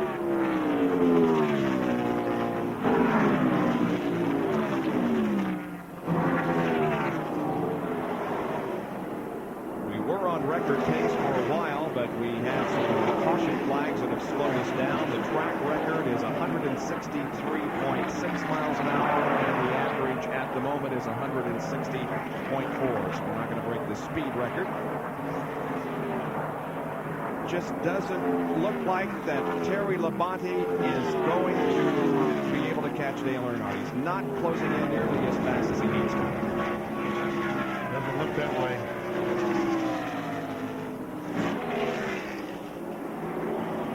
Paper over on the right side. He was running short track now and had a brake duct over there. He'd be in trouble, but he doesn't have anything over there. Not cause any problem at all. Back to Earnhardt. Let's pan out, show you just how far back that Labonte is. And you're right, Bob, doesn't seem to be gaining any. Dale Earnhardt has won 7 times at this racetrack. He has won this event 3 times. Most recently in 1990, won the Hooters 500, which is the fall race here in Atlanta. 4 times, most recently just last year to cap off his 95 season. Well, the Western Auto Mechanic of the race has been announced. Dr. Punch, who is it? Well, I'll take a wild guess, Bob. I'm with David Smith here, who's the co-crew chief for the Goodrich Chevrolet. And David, congratulations on being named Western Auto Mechanic of the race. You guys have done a whale of a job today. I tell you, this whole team is just great. You know, I'm just so proud of every one of them. Spinny Clendenin at home with our engine department, they just done a terrific job. Dale drove a whale of a race, and these guys on pit road have been terrific, Jerry. You almost forced their hand. You were thinking about 2 tires on that last stop. Well, we had to think about it, but I think we made the right move, of course, but yeah, we had to consider it. That's David Smith, co-crew chief, and he's the Western Auto Mechanic of the race for the Purolator 500. Andy Petrie left the team at the end of last year, and David and Bobby Hutchins are kind of serving as co-crew chiefs for Dale Earnhardt this year, but it has not affected his performance at all. The 98 car, meanwhile, is closing in on the 28 for 4th position. Jeremy Mayfield catching Ernie Irvin.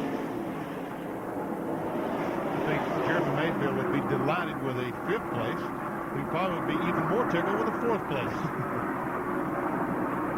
There he can see, it's Earnhardt, Labonte, Jeff Gordon, Ernie Irvin, and Jeremy Mayfield. Where's Jeff Gordon? There's Jeff Gordon. He's running all by himself.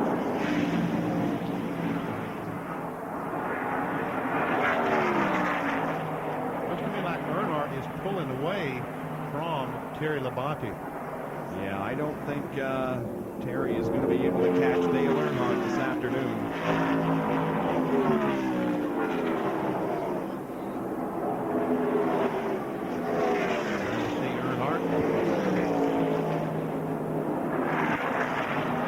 Bobby Hutchins this morning, he said he felt like it's a three-car. You remember how dominated that car was here last fall in the last race of the season? And he said the car was running as fast as it did last November, but the competition had caught up.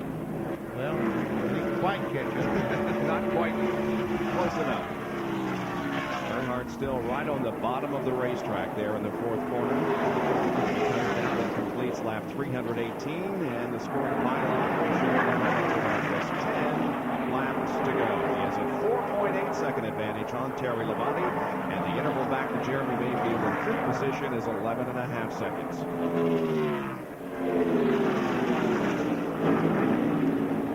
Dale Earnhardt can get some back, some of that distance that he lost last week. The points leader Dale Jarrett, there he is, going by Dale Jarrett. Yep, and Jarrett now will go 2 laps down in 11th position. But again, according to our statistics and points score ranking right now, Dale Jarrett would still have the points lead by about 50 over Dale Earnhardt.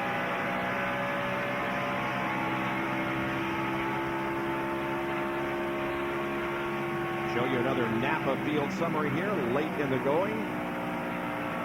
Give you a complete field rundown. Bill Elliott.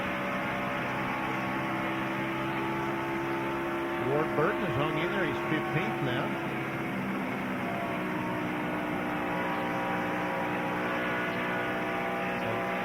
Nathan Sawyer back in 19th spot. Jeff Bodine has been struggling. The Bodine boys right together, a lap apart. Martin and Presley showed as out of the race. Morgan Shepherd, who has 3 of his 4 career wins here at this track, is not having a good day. Bobby Labonte is 41 laps down, and the rest of the drivers have retired from competition. And one more car, Lightspeed, the first car credit to your 41st spot. Man, you hate to pick up the paper on Monday morning when you're dead last. Now Earnhardt has lapped Jimmy Spencer, so there are 6 cars on the lead lap. And Schrader now is in 6th position and the last car on the lead lap. As Dale continues to set the pace and get closer and closer to another victory. 222 complete. 322, sorry about that. We just wish we were 222. We wish we could see another 100 laps of this, but we can't. Terry Labonte's second place car. Rick Hendrick's car, second and third. You say he'd be tickled to death? I don't think so. And 6th. And 6th, yes, Schrader. If they were first, second, and third, he would be tickled to death. Yeah, he liked it a lot better.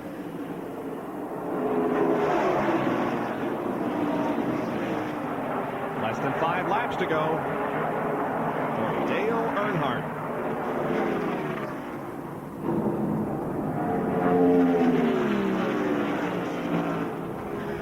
The car has been awfully good today. Got to give a lot of credit to Earnhardt, David Smith, Bobby Hutchins, the entire Richard Childress crew for the job they've done. 4 to go.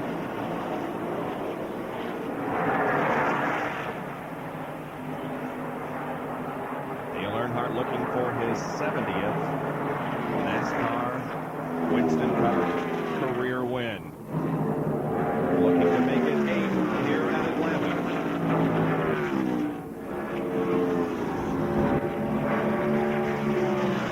We had a race a few moments ago between Ernie Irvin and Jeremy Mayfield. That has dissipated. Irvin has pulled away from Jeremy Mayfield.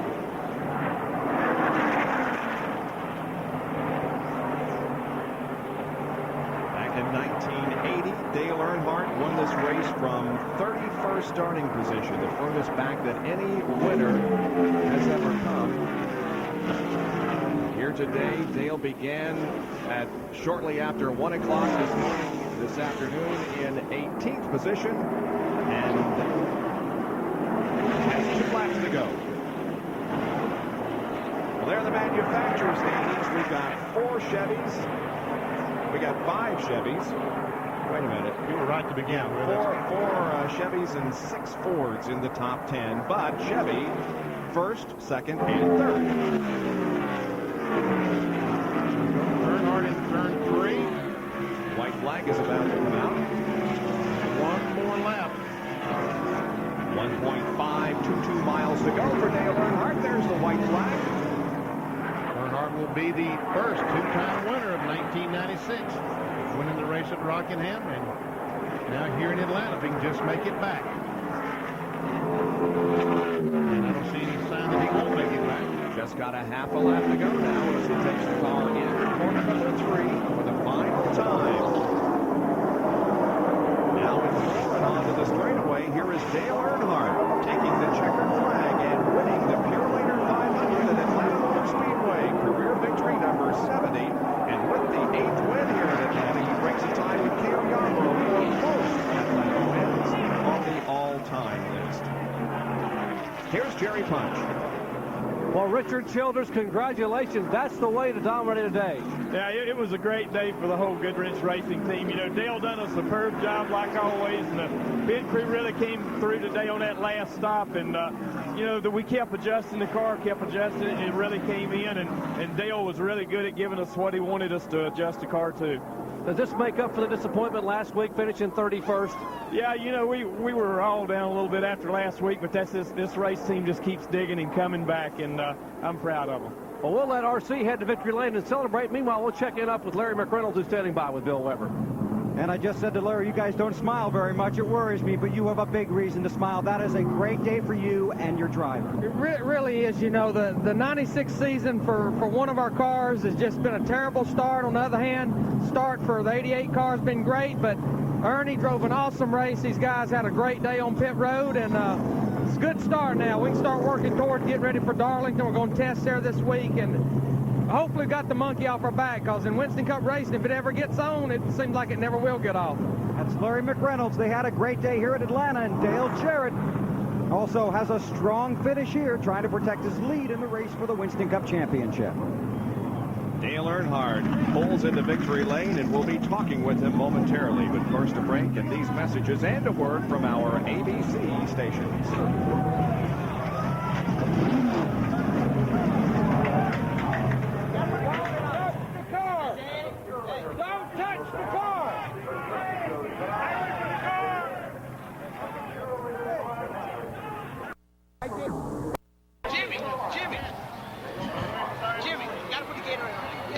When did Earnhardt take the lead the first time? For 2 minutes. 60-something. Got your jacket. Jacket coming? 60. No, it was 60-something. I asked Bill that one time. What, Paul? 9. About 37, 38. Jackie, where are you? That's okay, Bob? Yes. Just tap me on the shoulder. That's okay. That's okay, huh? 50-point lead for Jarrett. Mike, you're blocking all the shooters when he gets out of the car. 62 on the road. We're in a commercial break. You should go further than 5. Jordan, where's Doc? He wants you right now. See what that thing is. 130. You only got a minute and a half. But meanwhile, just 3 weeks from today, we'll be at the Bristol International Speedway up in Bristol, Tennessee. I kick it off at the open there. And in just a matter He's calling you a clown, and you know it. I know. That's exactly right. Did you find whose glasses look like that? It's mine. We should have gone to Britain Drag while we had a chance. That's right. We had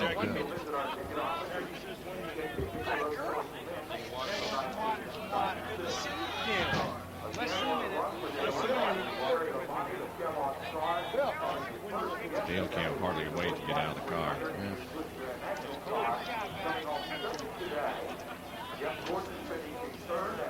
Hey, Bill, those guys are all over me. Guys, give us a break. 30 seconds. 30 seconds. We're live. We're live. Okay. 20 seconds. Come on, hun. Come on over with me, because Daddy's going to get you I thank the Ford Motor Company. Ford shows the way here in Atlanta today. 50. I like your coat. It's nice and warm like that. Yeah. They got one right there.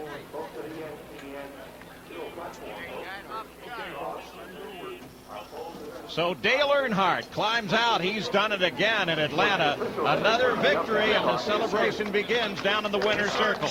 Now, with the McDonald's winner's circle interview, here's Jackaroo. Well, the first one to greet him was his daughter, and Dale, what accounts for the domination that this team has here in Atlanta? Well, I tell you, this old race car is pretty tough. She is a real pushy off the corners today, loose as heck getting in. I got to hand it to David Smith and all the guys. They did a great job with it again. The engine guys, spinning, all of Scott DeYoung, all of them, Danny Lawrence, just a good car. That last stop was a great stop. The pit crew did a great job.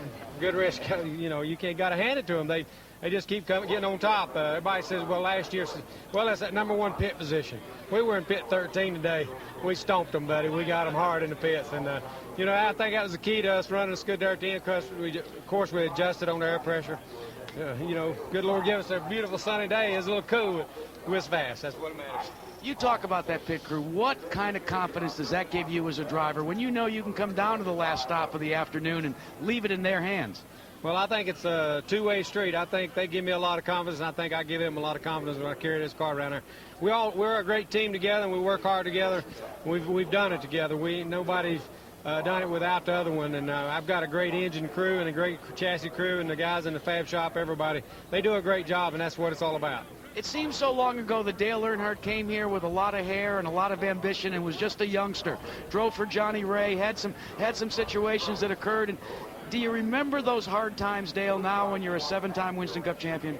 Well, I do. I do remember those hard times. And, you know, we won more races here today than anyone else, and that surpassed a little bit of a record of mark, and to be the winningest driver at Atlanta. So we've come a long way, and I tell you, I appreciate everything everybody's done for us, and we're proud of our sponsors and everybody. They've helped out tremendous.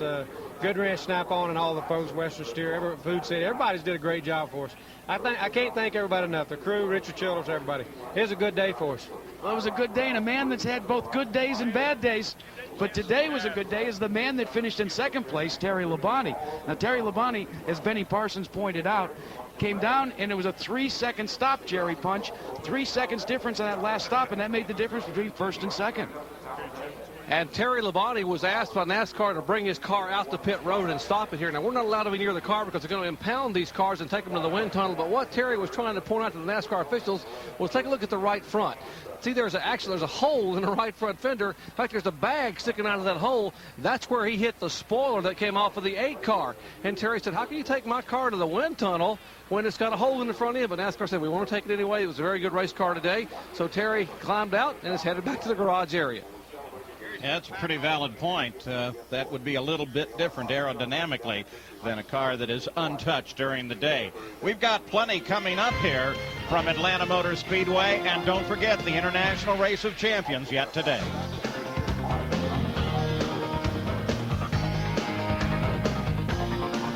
Look at the condominiums that overlook Turn 2 here at Atlanta Motor Speedway. The Purolator 500 is over. Interesting day, very cold but also very fast. Ernie Irvin drove from 37th starting position into 4th place. He's with Bill Weber. And a great 4th place finish it was for you today. I know you have to be very happy. Well, we are. One thing I have to say is, I hate that my wife's not here because she's at home. She's been in the hospital, so. We want to, hopefully she gets better, and, things are looking up. Ernie, you had a great run out there today. The first 3 races obviously weren't ideal situations. Got caught up in some circumstances today. You had a good race car, and you took it to the front. Well, we did, and, we knew we could do that. People always speculate all kinds of stuff, but, none of our race team was speculating anything. They knew when we get a good piece that we're going to go to the front, we're going to qualify up front, and that sort of stuff. So we had to work awful hard on this car. It's the same car we ran here last time, but it's amazing that we got it good, and it raced real good.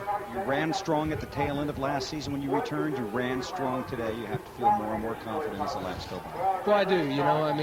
obviously we had some 3 bad runs, and first thing everybody says is, oh, maybe you came back too early. But I think we answered a lot of those questions a long time ago, and we're excited about it, and we're looking forward to going to Darlington and do some more testing and just get our program going. And I saw Larry McReynolds smile after the race, so that's a good sign. It is. I told him, I said, hey, the race is over and I still got all 4 fenders on it. So that's just part of it. I mean, the guys were. There's not a time that they got to do a pit stop without having to pull a fender out or something. So it's just part of it, we got to get our qualifying program down and get starting towards the front and be able to race these guys all day. Great day for Ernie Irvin. He comes home 4th in Atlanta. And what a great study of courage and perseverance. By the way, the run helped him out, too. He ran from 34th to 19th in the points fight. Now, Saturday, ABC Sports rolls into Las Vegas for 2 big events. First, at 3 Eastern Pacific, it's the Professional Bowlers Tour. And then we'll go cross town for ABC's Wide World of Sports as Bernard Hopkins defends his IBF middleweight title. Plus, the road to the Triple Crown begins with the Florida Derby presented by Visa. That's all Saturday here on ABC Sports. Now, we're going to take a break. Plenty of people to talk to, including this young man, his best finish ever, Jeremy Mayfield. And more racing coming with the IROC. We'll be right back.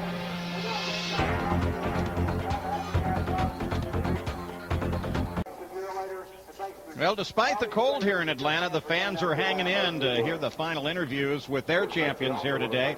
Don't forget the International Race of Champions, round number 1, the 20th IROC Series coming up next. 3 new rookies, some brand new Pontiacs in the series. The race at Daytona, I think you're going to like it. I think you're going to like this young man, too, with a terrific run today, his best ever, as he finishes in 5th.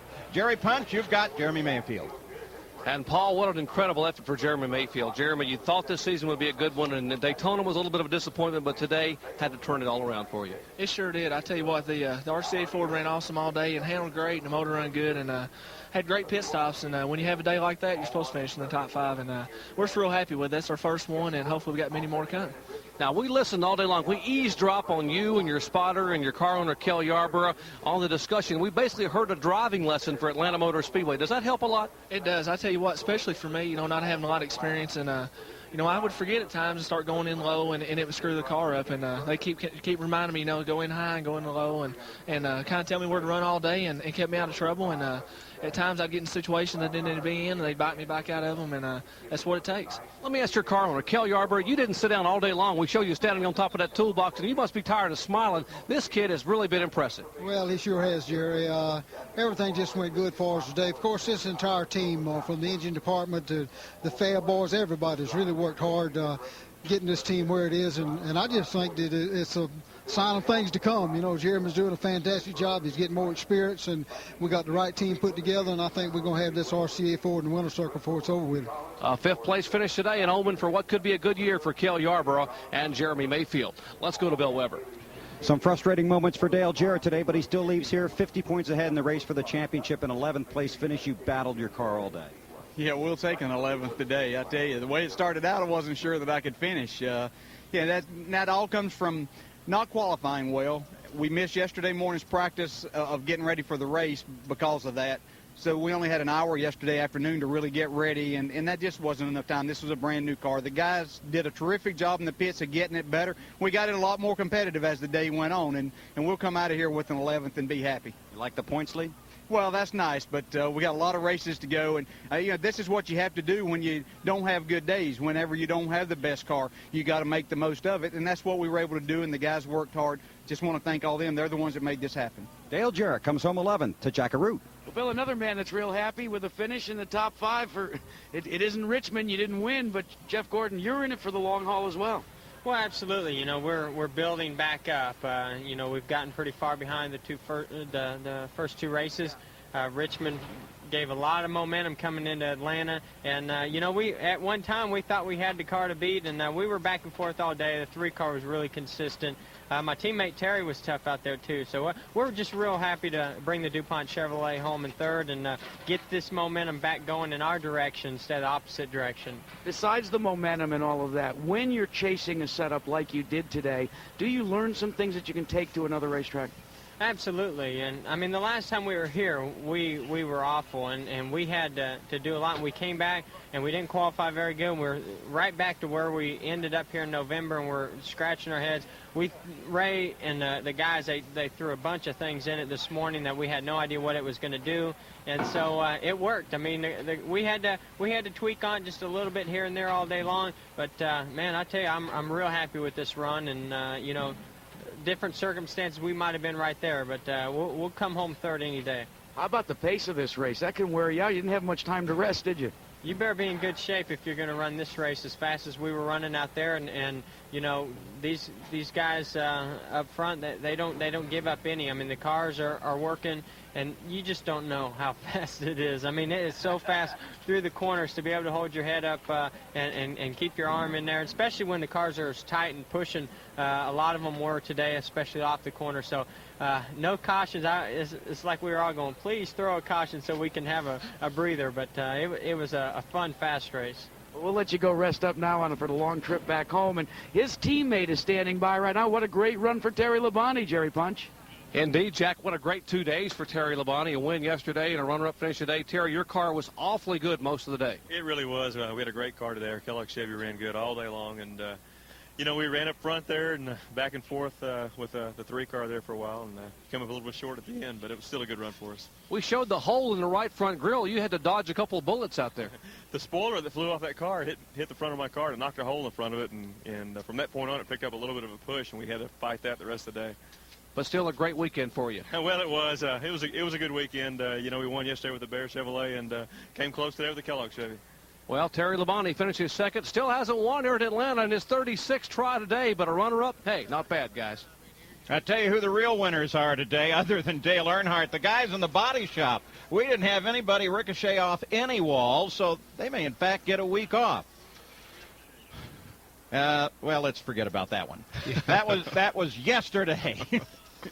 That, of course, from the qualifying yesterday. We come back, we've got some more guys to talk to in another race.